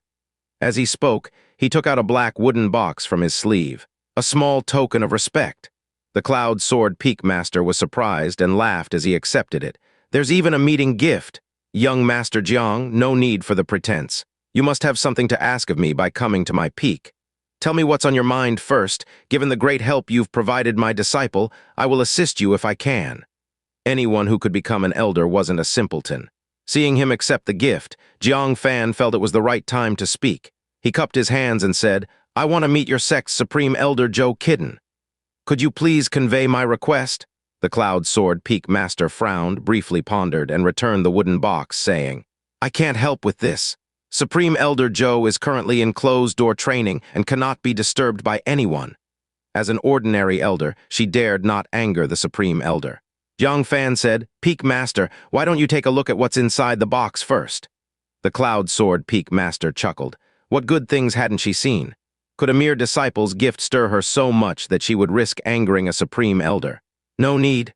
She tossed the wooden box back into Jiang Fan's arms. With a look of regret, Jiang Fan opened it, revealing a fist-sized round bead surrounded by a gentle breeze. It was the Black Hawk's demon core. Demon cores from Beast Kings had always been extremely rare in the market. It was only recently, with the beast tide, that one occasionally appeared, immediately becoming a sought-after item. Especially the black hawk, a fierce predator of the skies, was incredibly difficult to hunt, making it even rarer. Thus, as soon as it was opened, the Cloud Sword Peak Master was taken aback, exclaiming, "A Beast King's Demon Core, and a Wind Attribute one at that?" Such demon cores were top materials for making movement technique talismans and magic artifacts. Priceless. Once put up for sale, it would instantly be bought at a high price. Rough estimates would place its worth at several 10,000 crystal stones at least. Such a valuable gift, she had even returned it. Young Master Jiang's ventures have been very fruitful. To have obtained such a demon core, truly fortunate.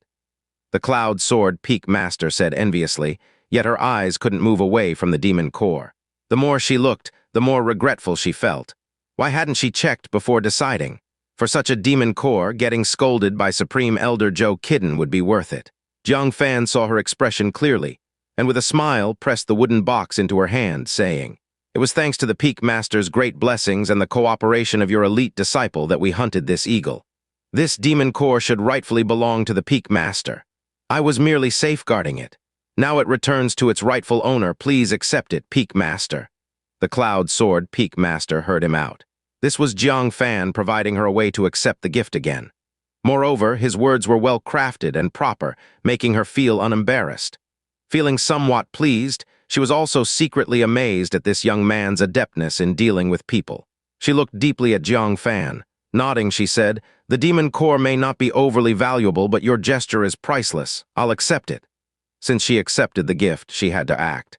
Without a hint of emotion, she put away the demon core and said, "You helped my disciple significantly, earning him 400 merit points. I will take you to the Supreme Elder Joe Kidden's secret chamber. However, I can only make the introduction. Whether she wishes to see you is beyond my control." Jiang Fan let out a sigh of relief. "Of course." Qin Kei, who had witnessed everything, was stunned. She could tell that her master was extremely reluctant to disturb the Supreme Elder. Jiang Fan's help hadn't moved the master, but Jiang Fan was so adept at social graces that even the master could not withstand it and gave in. This guy had both high skill and high emotional intelligence. Truly unbeatable. Soon after, at the rear mountain before a dust-covered secret chamber. Yet Omicron new letter 1E5, letter 1D11. S letter 1D11, the Cloud Sword Peak Master hesitated at the door for a while, not daring to step forward. She even felt like backing out. Jiang Fan observed the surroundings of the secret chamber. The dust was half a foot thick, which also made him cautious. As a Supreme Elder, the area in front of her door should have disciples coming to clean daily. The fact that it was covered with dust meant that this Supreme Elder did not like to be disturbed, forbidding anyone from coming near. This was why the Cloud Sword Peak Master hesitated to knock. Jiang Fan rolled his eyes, taking the gift and still wanting to back out. He discreetly tapped the head of the little Killin. The sleeping little Killin suddenly woke up, grumbling in annoyance. Though not loud, the sound was clear in the silent area before the secret chamber. From inside the chamber, a displeased elderly voice immediately rang out. "Who dares to make a noise?" The Cloud Sword Peak Master was startled. She toughened up and approached the stone door, bowing and saying, "Junior Cloud Sword Peak Master, paying respects to Supreme Elder Joe." Knowing it was the Cloud Sword Peak Master, the voice inside the stone door softened a little, but remained cold. "It's Qiu Shengnan. What do you want?" Qiu Shengnan's heart was pounding. She regretted coming here even more, but at this point she had no choice but to stammer. "Reporting to Supreme Elder Joe, our Green Cloud Peak disciple Jiang Fan wishes to meet you and has specially come to disturb you." Boom, as soon as the words were spoken. The stone door suddenly opened. A surge of foul air rushed out, nearly making Jiang Fan vomit. Looking closely, in the small secret chamber, an old woman with tattered clothes and disheveled white hair covering half her body sat cross-legged. Her features were indistinguishable, covered in thick grime from not bathing for a long time. A foul smell emanated from her. Even beggars would be cleaner. How many years had she been in closed training? Yet no one dared to underestimate her, for she was the second most powerful expert in the Myriad Sword Sect, only below Su Qingyang, widely known for her fiery temper. As expected, upon opening the door, her eyes blazed as she began scolding. "Qiu Shengnan, you think yourself quite something. Running errands for an outer sect disciple. You have disgraced Cloud Sword Peak. I will call your master, Supreme Elder Sun, over right now." I want to ask him face to face how he teaches his disciples. How many demon cores do you have exactly? Chapter 320. Chapter 320. How many demon cores do you have exactly? Xianxia's mouth felt bitter. Indeed, this Supreme Elder Zhou was the most difficult to deal with. Had she taken the wrong medicine? How dare she come and disturb her? Great, now she had to call her own master Supreme Elder Son. Her face would be lost in the entire sect. Jiang Fan secretly clicked his tongue. This Supreme Elder's temper was indeed not easy to handle, but having come all this way to see her, he naturally couldn't back down. He cupped his hands and said, Supreme Elder Zhou, Junior Jiang Fan from the Green Cloud Sect, has long admired your great name. I dare to come and pay my respects. Zhou Kitten glanced at him from the corner of her eye, completely ignoring him. Omicron U letter 1E5 Omicron. Omicron, a dignified Supreme Elder, naturally disdained paying attention to a young disciple. And a disciple disturbing her retreat, no less. Not scolding him was considering his status as an outer sect disciple, not wanting to damage the peace between the two sects. If it were a disciple from her own sect, she would have scolded him harshly long ago. Jiang Fan wasn't too surprised. The difference in status between them was like heaven and earth. It was surprising that she even bothered to acknowledge him. He continued to cup his hands and said, I deeply apologize for disturbing your retreat, Senior. I heard Senior has been collecting demon beast materials recently. I have some gains and would like to ask Senior to appraise them. He didn't mention the matter of trade. The other party was a Supreme Elder. How could she lower herself to trade with a junior? Unless the value of the item was confirmed. Zhou Kitten showed a hint of surprise and chuckled. I've underestimated you. There are less than 5 people in Myriad Sword Sect who know I'm collecting demon beast materials. You have some impressive connections to find out this inside information. She had only revealed this information to a few other Supreme Elders. No one else knew about it. That this young man obtained the news made her feel a bit surprised. However, could a random outer sect disciple easily disturb her retreat to appraise demon beast materials? She coldly refused without hesitation, but this elder is not interested. As she spoke, she seemed to sense something and glanced at Xianxia's chest. She looked surprised. A Black Hawk demon core. Boy, is this what you used to bribe Xianxia? Xianxia was shocked in her heart. This had been discovered too? She took out the black wooden box with a heavy heart, respectfully offering it without daring to deceive. Disciple recognizes her mistake. Please punish her, Supreme Elder. Zhou Kitten took it, opened it, and her eyes showed some brightness. Still fresh, recently slain. The value will be higher, at least 60,000 crystal stones on the market. To see me, the Supreme Elder, you have spent a lot. That said, she threw the demon core into her sleeve. Considered it as confiscated. Xianxia had to swallow her bitterness, scolded and called her master. In the end, the bribe she took was also confiscated. Where could she complain? Jiang Fan's mouth twitched. She took the demon core right in front of him without any pretense. But this was better. This Supreme Elder Zhou Kitten was indeed collecting demon beast materials. Junior has even more valuable materials for Senior to appraise, Jiang Fan said. Zhou Kitten finally showed interest. The pathfinding stones were all valuable beast king demon cores. Perhaps this boy really did have some decent demon beast materials. After a moment's thought, she changed her mind and nodded. Fine, this Supreme Elder will make an exception and appraise them for this outer sect little one. Take them out. Jiang Fan, unhurriedly, first took out a crimson demon core. Zhou Kitten was expressionless, slowly nodding. A red-scaled evil flood dragon's demon core also fresh. This beast is not easy to kill. She gave Jiang Fan a meaningful look, somewhat curious about where Jiang Fan got the demon core. It couldn't be that he had killed it himself, right? But if he just picked it up, that was also unrealistic. No martial artist who killed an adult red-scaled evil flood dragon would leave the demon core for this boy to pick up. This demon core, you could sell it for about 40 or 50,000 crystal stones, about the same as the one you used to bribe Xianxia. Zhou Kitten had a hint of teasing in her tone, implying Jiang Fan was losing out by giving up something for something lesser. Jiang Fan knowingly nodded and then took out a jade box covered with runes. How about this one? Inside the jade box lay a demon core the size of an infant's fist, flickering with lightning arcs throughout. Zhou Kitten slightly moved, a silver-winged Thunderbird's demon core, also fresh. Where did you get it? She couldn't help but ask out of curiosity. One after another, all freshly obtained. Moreover, this one was a mid-stage core formation silver-winged Thunderbird demon core. Its hunting difficulty was much higher than that of the Black Hawk. No way, a small disciple like Jiang Fan could have killed it right. Jiang Fan didn't dare reveal its origin. He replied, acquired by accident. Hearing the evasiveness in Jiang Fan's answer, although Joe Kidden was curious, she had to endure. This time she showed some appreciation, saying, "This is a good item, an excellent material for crafting thunder attribute magical treasures. Many Supreme Elders desire such a thing. Find the right buyer before you sell it, don't rush." She gave a sincere suggestion. However, it was evident she wasn't personally interested in the item. Jiang Fan nodded and then took out another jade box. Joe Kidden perked up, surprised. "You have more."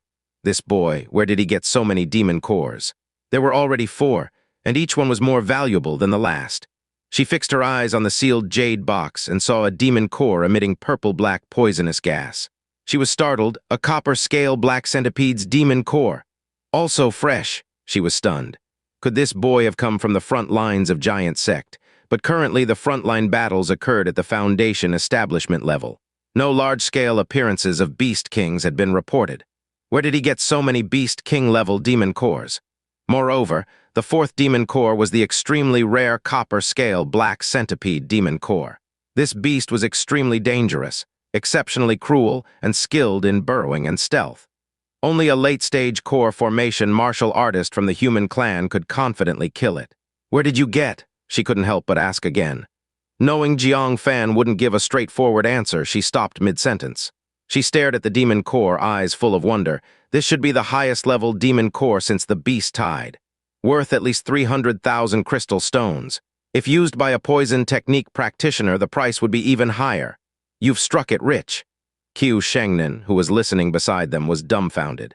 300,000 crystal stones. Adding the other cores, didn't this boy have a net worth of 500,000 crystal stones?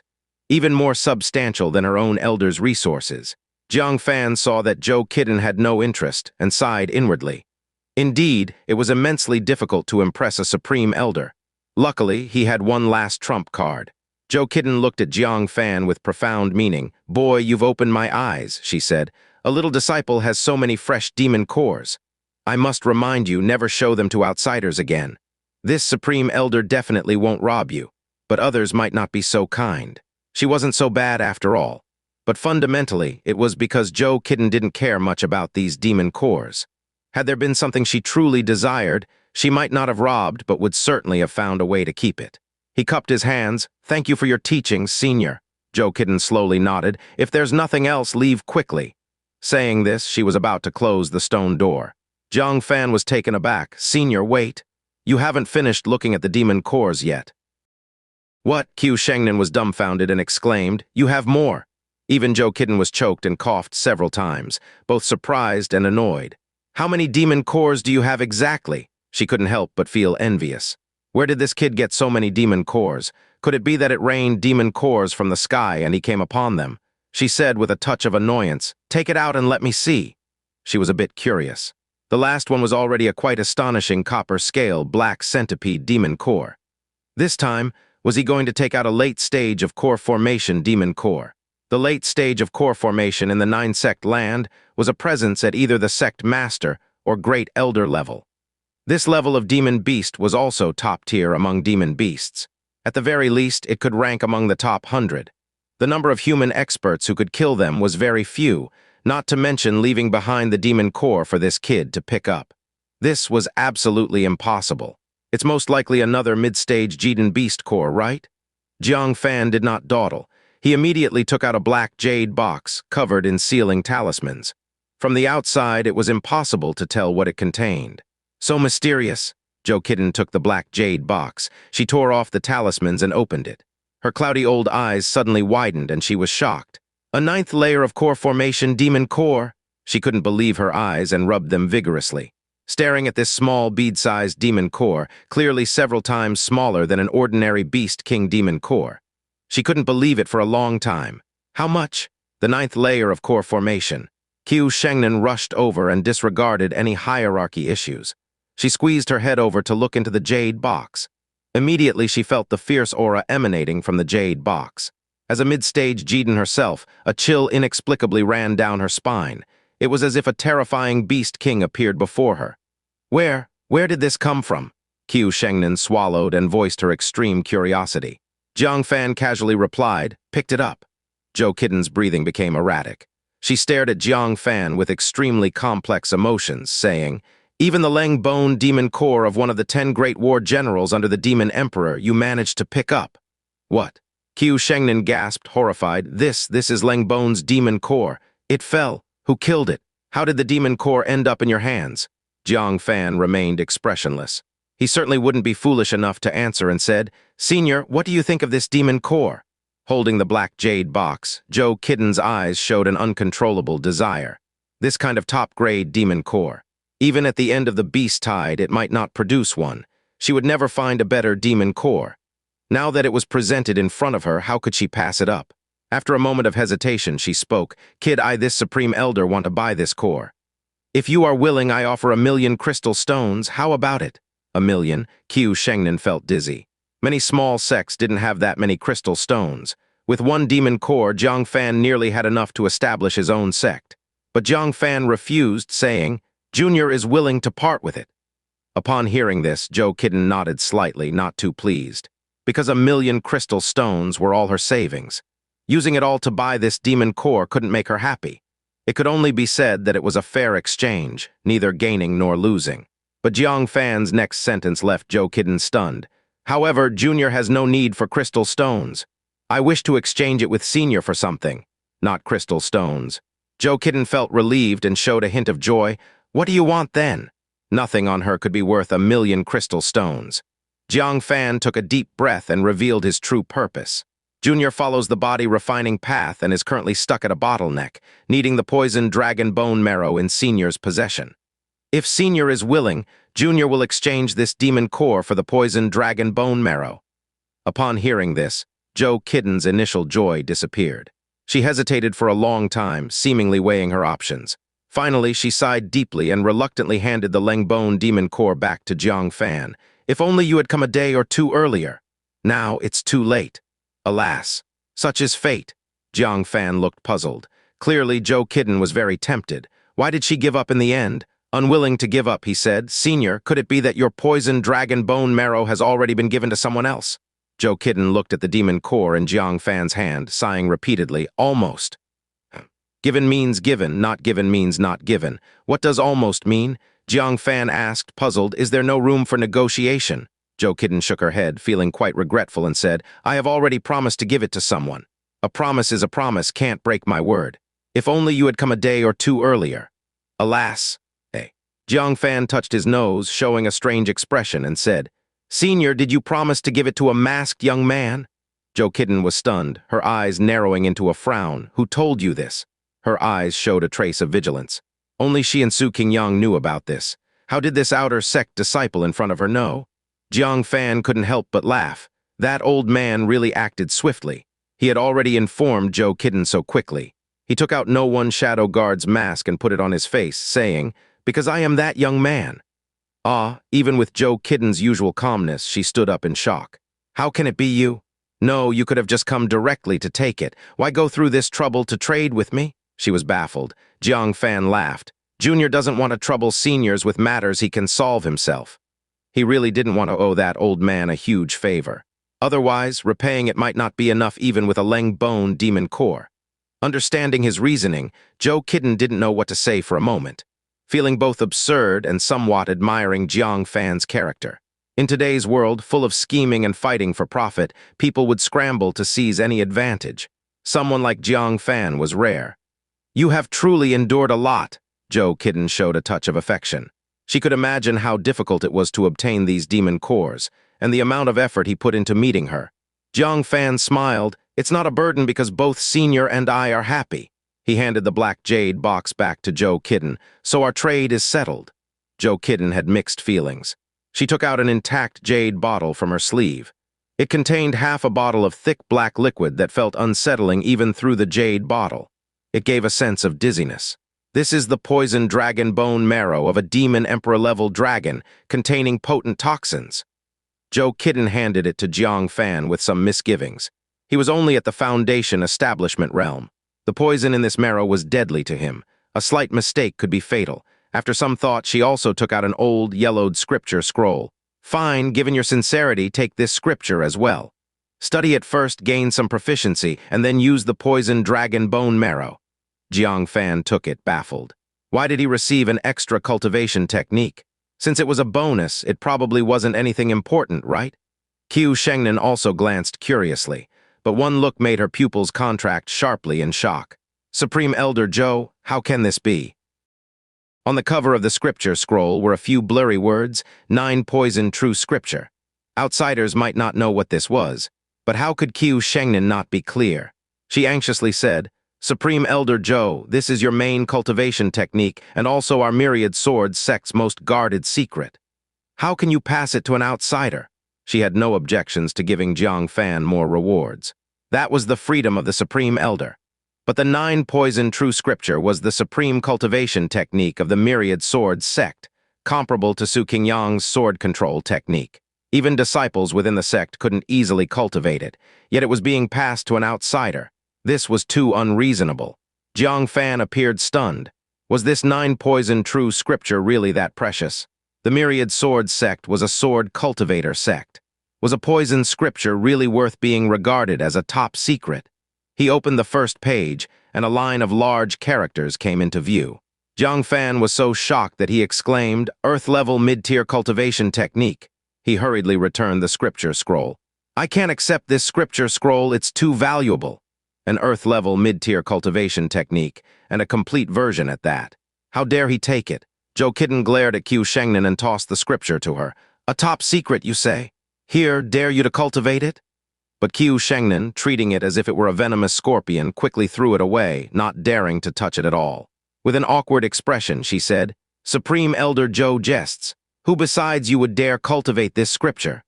To cultivate the 9 poison true scripture, one not only had to comprehend the true essence of the scripture, it also required drinking strong poisons. If the scripture's essence wasn't comprehended and the poison swallowed couldn't be digested, death would follow swiftly. Since the inception of this cultivation technique, few in the Myriad Sword sect had successfully cultivated it. Most died halfway through. Zhou Kitten was currently the only person who had successfully cultivated this poison scripture. Who would dare to rashly cultivate this scripture? Zhou Kitten snorted. Then why are you talking so much? Does this 9 poison true scripture have any use in my Myriad Sword sect? Chastised, Qiu Shengnan felt aggrieved and did not dare to say another word. Only then did Zhou Kitten turn to Jiang Fan with a gentle expression and caution him. Using the poison dragon bone marrow rashly could cost you your life.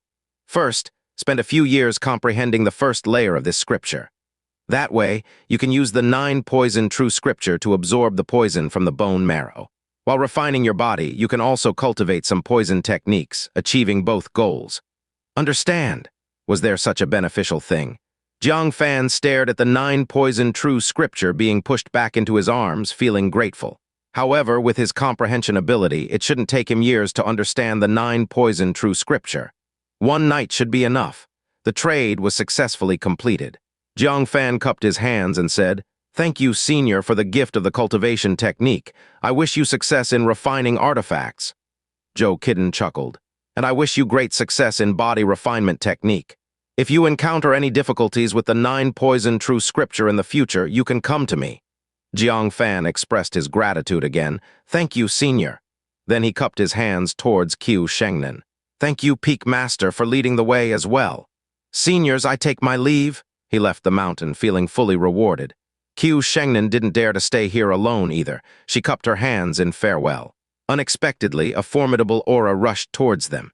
In no time, an old man in hemp robes with a rusty iron sword on his back approached. Seeing Zhou Kitten, who had come out of seclusion, he was surprised. Supreme Elder Zhou, why have you come out of seclusion? Weren't you at a critical moment in comprehending the sword technique? What? Supreme Elder Zhou was at a critical moment. Qiu Shengnan's vision went black and she trembled as she said, Master, it was your disciple who disturbed the Senior. The newcomer was indeed Qiu Shengnan's master, the previous Cloud Sword Peak Master. Upon hearing this, his face changed drastically and he scolded, Are you mad? Who gave you the guts to disturb Supreme Elder Zhou in seclusion? Xianxia, with a bitter expression, did not dare to conceal anything and said, "This disciple's mind was clouded by lard.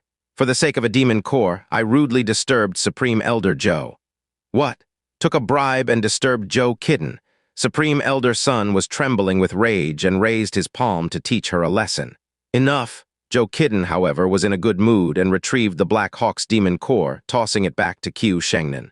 "She actually did me a big favor. I finally gathered all the demon beast materials I've been searching for. I can now refine the magic artifact I've been wanting." Supreme Elder Sun was taken aback. He knew Zhou Kitten had been planning a big venture, delayed for years due to material limitations. And now there was sudden major progress. He enviously said, "Congratulations, Supreme Elder Zhou." Immediately looking at Xianxia, his tone softened, saying, "This is a one-time exception. Considering you stumbled into merit, come to my cave later and pick a few spirit pills." Xianxia was overjoyed. Not only did she get the Black Hawk's demon core back, but she also received a reward from her Supreme Elder. She benefited from misfortune. She made a great profit. Qin Ke truly was her lucky star. She must also reward her well in the future. Supreme Elder Sun curiously smiled. "What materials did that person send you?" Zhou Kitten did not hide it and took out Lengu's demon core. As soon as the demon core appeared, the astonishing demon energy made Supreme Elder Sun's expression turn serious. Could this be a late stage of core formation demon core?"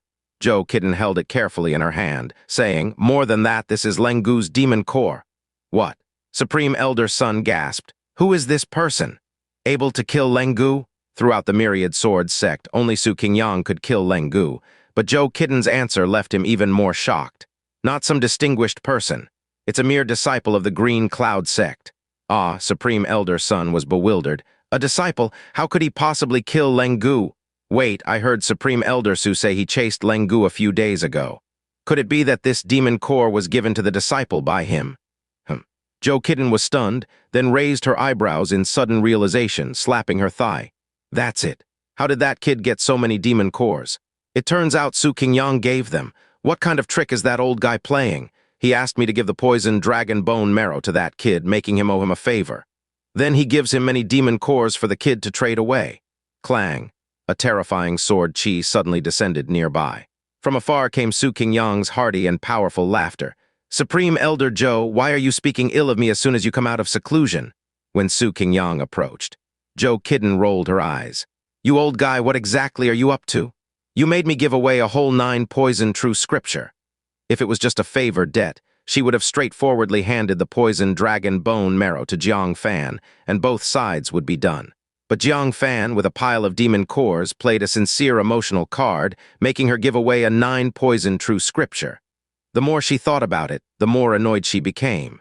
Su Qingyang was dumbfounded. "What are you talking about? I don't understand a word," Supreme Elder Sun retorted. "You're really good at pretending.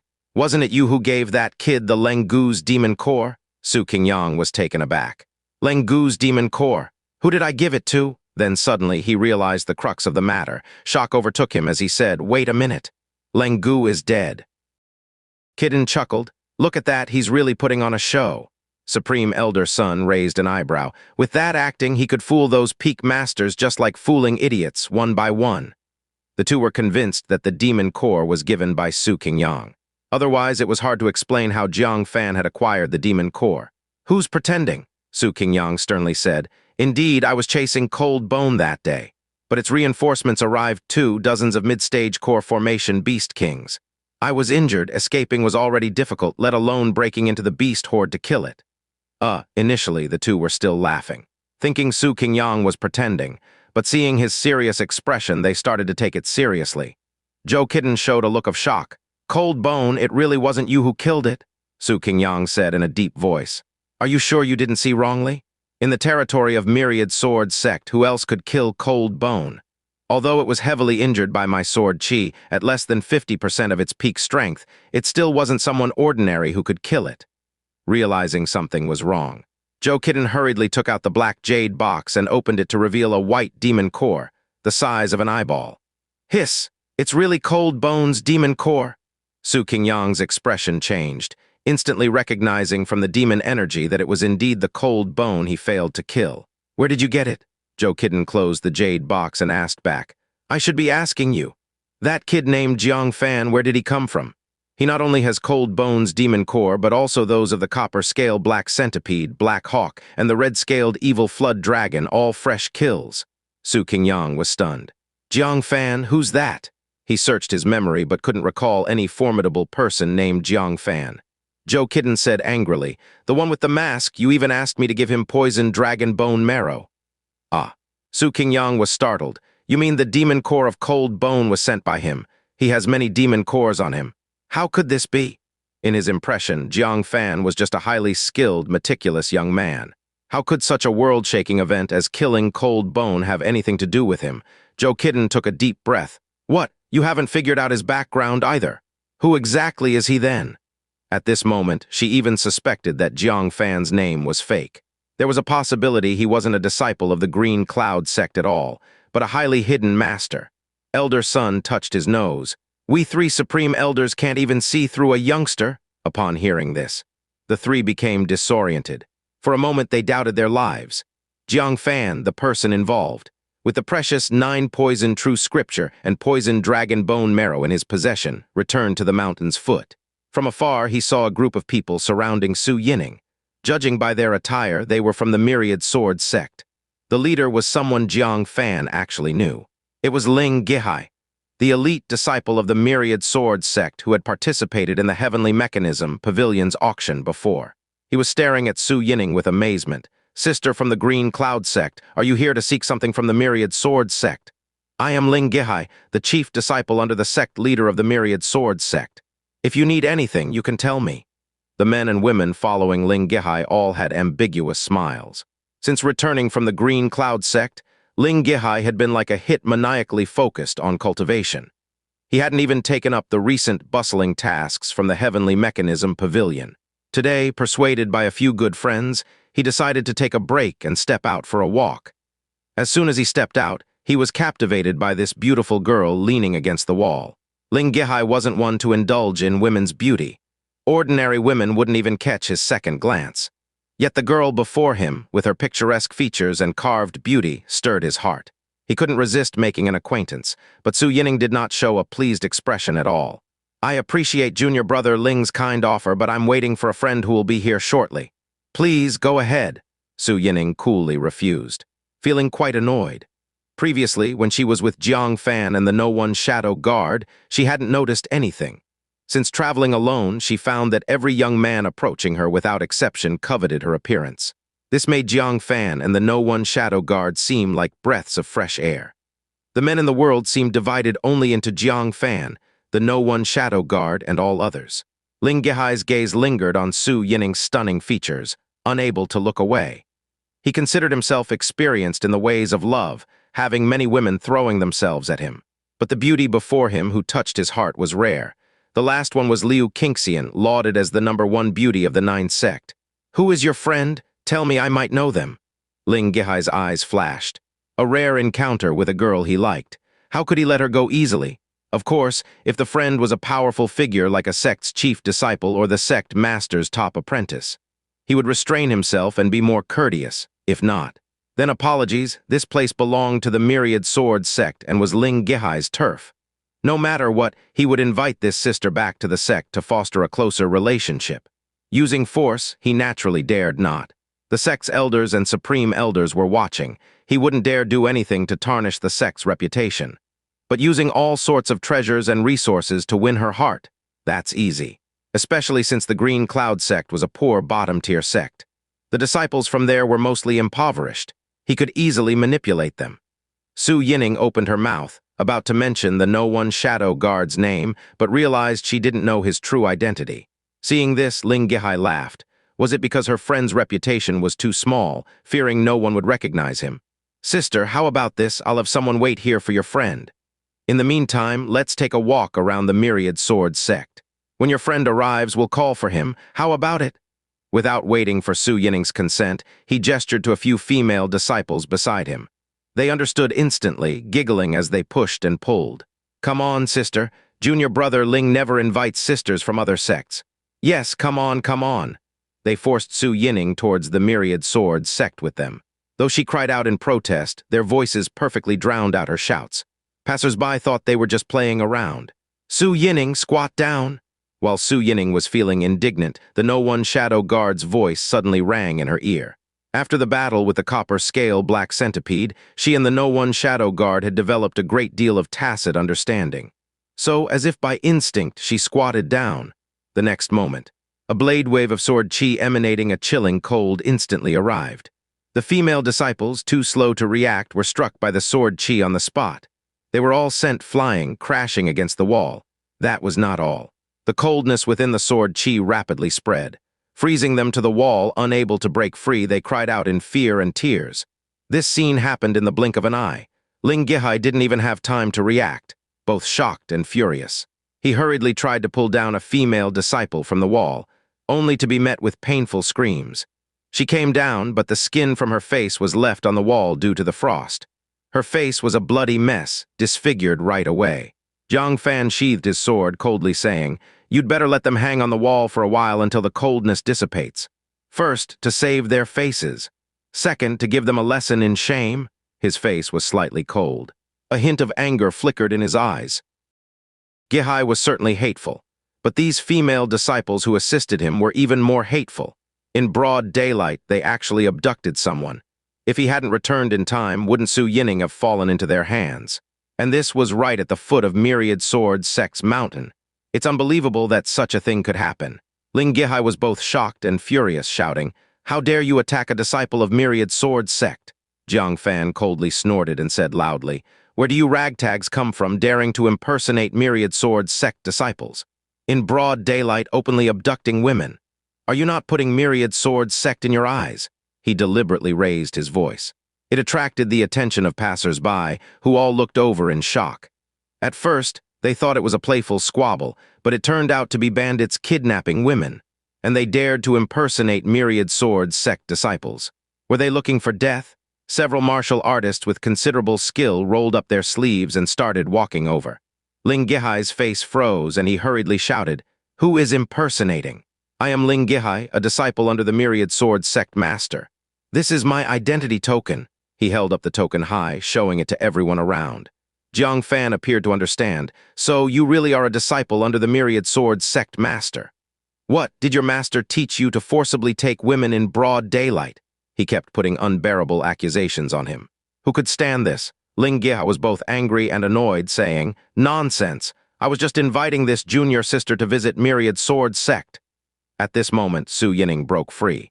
She hurriedly ran back to Jiang Fan's side, tightly holding his arm, showing a frightened look, and said, "I don't want to go with you.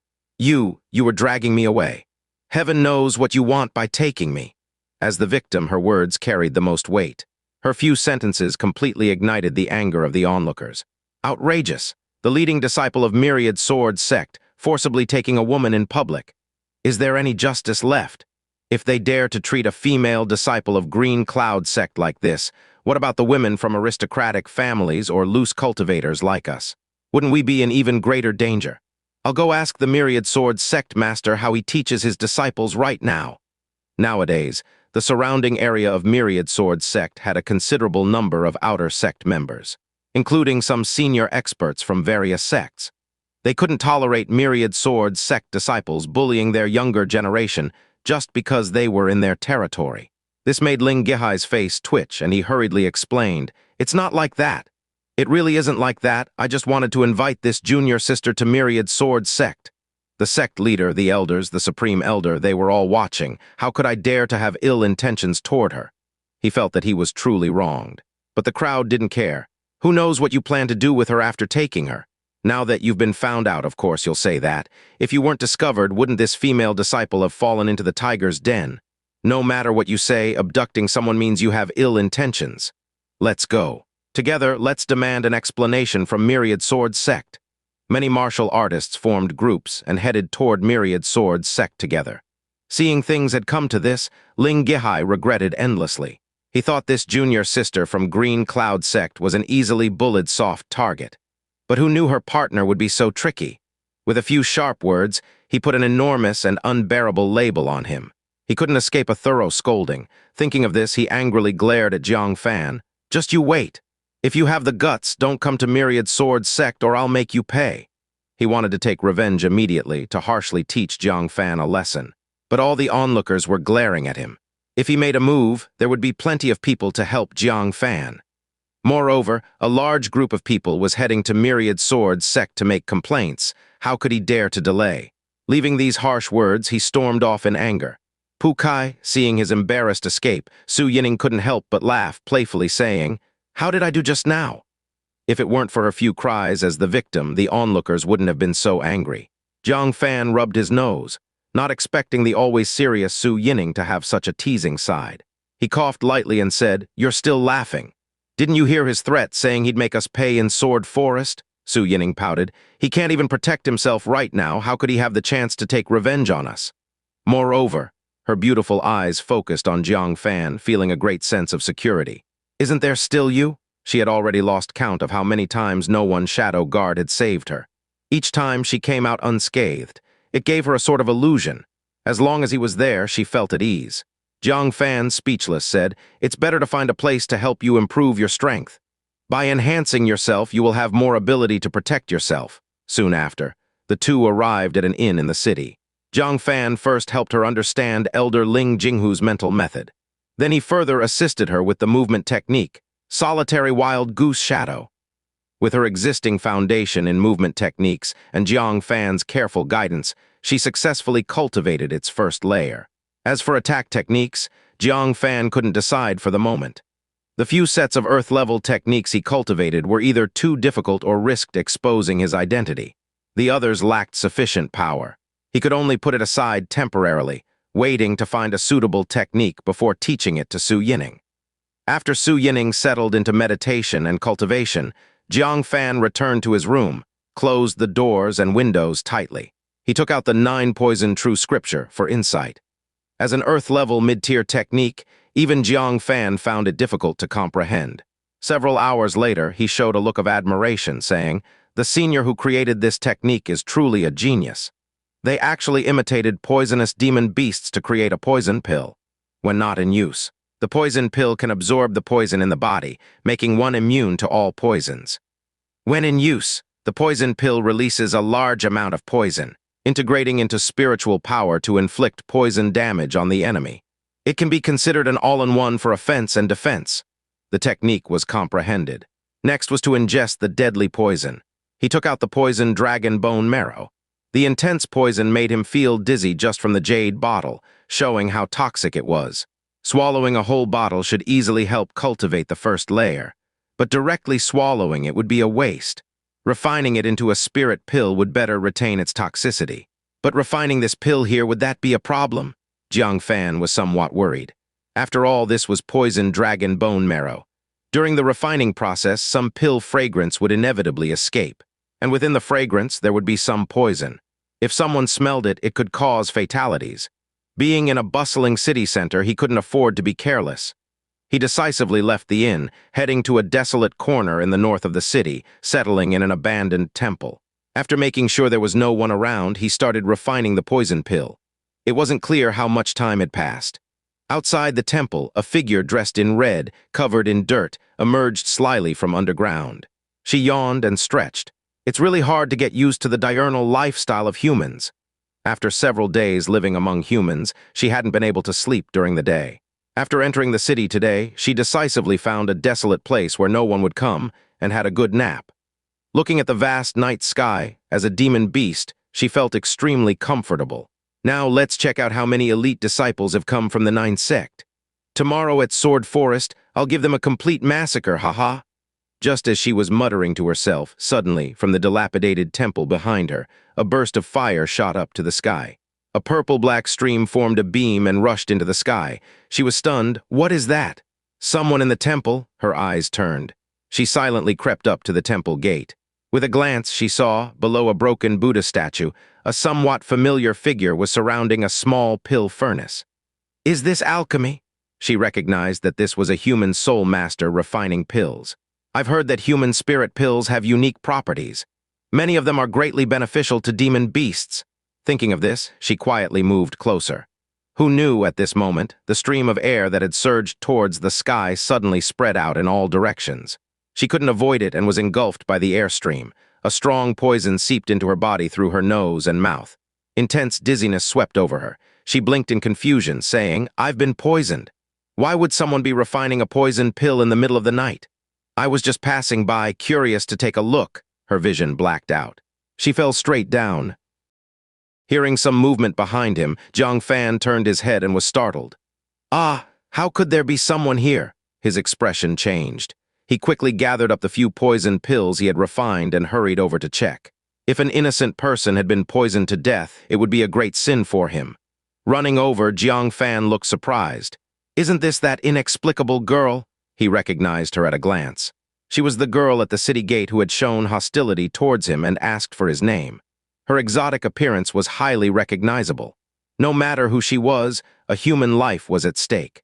Jiang Fan hurried to check, and after a moment he let out a long sigh of relief. Fortunately, she was just poisoned into unconsciousness. There were no serious poison injuries. To think she has a strong resistance to poison. The poisoned dragon bone marrow he had refined released a scent with a terrifying level of poison. It was far more dangerous than just sniffing it through a bottle. If someone in the Foundation establishment realm inhaled it, they would most likely suffer severe poisoning. If it were someone in the Qi cultivation realm, they would die on the spot. This girl had only lost consciousness. It was evident her physique was very special. Of course, Jiang Fan wasn't going to delve into that. He carried her to a nearby incense table to lie down. He then stood by her side, waiting for her to wake up, while taking out the 3 black pills refined from the poisoned dragon bone marrow. He swallowed one. An intense burning pain spread from his tongue to his stomach, making him shiver uncontrollably. He didn't wait for the poison in the pill to erupt. He decisively began circulating the 9 poison true scripture, quickly absorbing the poison from the pill. In the spirit pond in his dantian, a pea-sized, pill-like body began to form visibly. This was the poison pill. All the poison released by the pill was absorbed by it without causing harm to Jiang Fan's body. Quickly, all the poison in one spirit pill was absorbed. Jiang Fan took another pill. This time, the poison pill absorbed the poison much more slowly. It took a full 2 hours for the poison in the spirit pill to be completely absorbed. At this point, the poison pill was shining black. It was as full as porcelain. Looking at the last remaining poison spirit pill, Jiang Fan put it away. 2 poison spirit pills are my current limit. He stood up. He struck a palm at the clay Buddha statue in front of him. Sizzling, a palm print immediately appeared on the statue. From the palm print, a fierce corrosive sound issued, and visible strands of poison began to erode the clay. Shortly after, a 1-foot-deep pit had formed. Jiang Fan clicked his tongue in admiration. If this hit a person, a mid-grade defensive magical treasure wouldn't withstand it, right? This poison technique was much more formidable than he had imagined. Used unexpectedly, it could cause immense trouble for the enemy. His eyes gleamed with joy. This was an unexpected gain. However, be it practicing the 9 poison true scripture or refining poison spirit pills, his ultimate goal was not this. Sitting back in a cross-legged position, he took a deep breath. He controlled the poison pill within his body, slowly releasing its poison, which circulated through all his meridians, invading his bones, organs, and flesh. Intense pain ensued, but body refinement was like this. Without physical pain, it was hard to achieve a rebirth from the ashes. Fortunately, with the presence of the poison pill, he could control the amount of poison, ensuring it wasn't too overwhelming to poison himself to death, nor too little to be ineffective. He maintained a level of intense stimulation that was severe yet not fatal. His body underwent severe torment. Soon after, his entire body was drenched in cold sweat, and the excruciating pain caused his teeth to chatter noisily. His facial features became distorted from the agony. This process continued until dawn. At this moment, Jiang Fan's face and hands were covered in a layer of thick black mud. It was the same for all his exposed skin. Under his clothes, the unseen areas were even worse. Jiang Fan's face was pale, yet he couldn't conceal his excitement. The 3rd layer of the Iron Blood True Scripture, Dragon Elephant Battle Body, great success. At this moment, he felt an unprecedented sense of confidence. He could engage in combat with a 2nd level of core formation realm Demon Beast using body techniques. If he combined this with the Heavenly Battle 9 forms, he would easily triumph. Moreover, as his realm improved, his physique would advance to another level. His eyes shone brightly. His self-preservation ability for the upcoming beast tide had been greatly enhanced. After a long period of excitement, Jiang Fan noticed the stench coming from his body. This was the impurities expelled from his body after a thorough physical transformation. He looked at it with disdain. He quickly stripped off his clothes, used spiritual power to shake off the mud on his skin, cleaned his body, took out a new set of clothes, and was about to put them on when suddenly he heard a scream from behind. "You shameless!" Oh no. Jiang Fan was startled and quickly put on his clothes, turning to look, his mouth twitching continuously with frustration. The girl in the red dress, who had been unconscious all night, woke up just at this moment, and she saw him in this embarrassing state. He felt an urge to vomit blood. Did it have to be this dramatic? He quickly dressed while comforting her. "Young lady, I apologize for what happened last night. I didn't do it intentionally, but you can rest assured that if you feel any discomfort in the future, I will take full responsibility." Though the poison gas only caused her to faint, Jiang Fan couldn't be sure there would be no after effects. But he would take responsibility for his actions. At most, he would specially treat her later. However, in the ears of the Demon Emperor's daughter, his words took on a different meaning. Her face changed dramatically. "Take responsibility for me?" Did he, while I was unconscious? Thinking of Jiang Fan's recent naked state, everything seemed to indicate he had just finished. Unluckily, the remaining poison caused her whole body to ache as if she had been savagely ravaged. Everything combined pushed her to the brink. She, the dignified daughter of the Demon Emperor, had been violated by a human. Looking at the girl's dazed expression, Jiang Fan grew worried and asked, "Are you okay? Don't be like this. I won't run away. I will take full responsibility for you." Hearing this, the Demon Emperor's daughter erupted in fury. She smashed the incense table beneath her with a palm, shouting, "I'll kill you! Ah!" She charged at Jiang Fan. Jiang Fan was startled. What was she doing? He had already said he would take responsibility for her injuries. Was there a need to shout and kill? It wasn't on purpose. Seeing her crazed look, Jiang Fan dared not linger any longer. He immediately grabbed his belongings from the ground, activated his movement technique, and fled in a flash. When the girl in the red dress chased after him, Jiang Fan was nowhere to be seen. She was both angry and shattered. After shouting in rage, she squatted on the ground and began to sob helplessly. "Woohoo! Father, I want to go home. The human world is too dangerous. I was just passing by and I lost my innocence. Woohoo!" she cried for a long time. Then she felt a swelling pain in her abdomen, covering her abdomen in shame and anger. That bastard, how many times did he? The more she thought about it, the angrier she got. Clenching her teeth, she said, "Humans are all monsters. You all deserve to die. None of you human elites in the Sword Forest will survive." Achoo. Just back at the inn, Jiang Fan suddenly sneezed. Looking down, he realized he hadn't properly dressed himself. He quickly slipped back into his room, only to find Su Yining waiting for him inside. They locked eyes for a moment. Su Yining looked him up and down suspiciously. "Where did you go last night?" Seeing number 1 shadow guard with disheveled clothes, not even wearing his inner garments, carrying various things, it looked as if he had just climbed out of a woman's bed. Possibly even a married woman's bed, otherwise why would he have to rush back so hurriedly? She felt a pang of displeasure in her heart. Jiang Fan coughed lightly and said, "Nowhere. It's none of your business. Get ready. We're heading to the Sword Forest." Su Yining bit her lips slightly, feeling a bit sour inside. She wanted to know the truth, but thinking she was just a friend of no. One shadow guard, did she have the right to ask about his personal life? She could only leave in anger.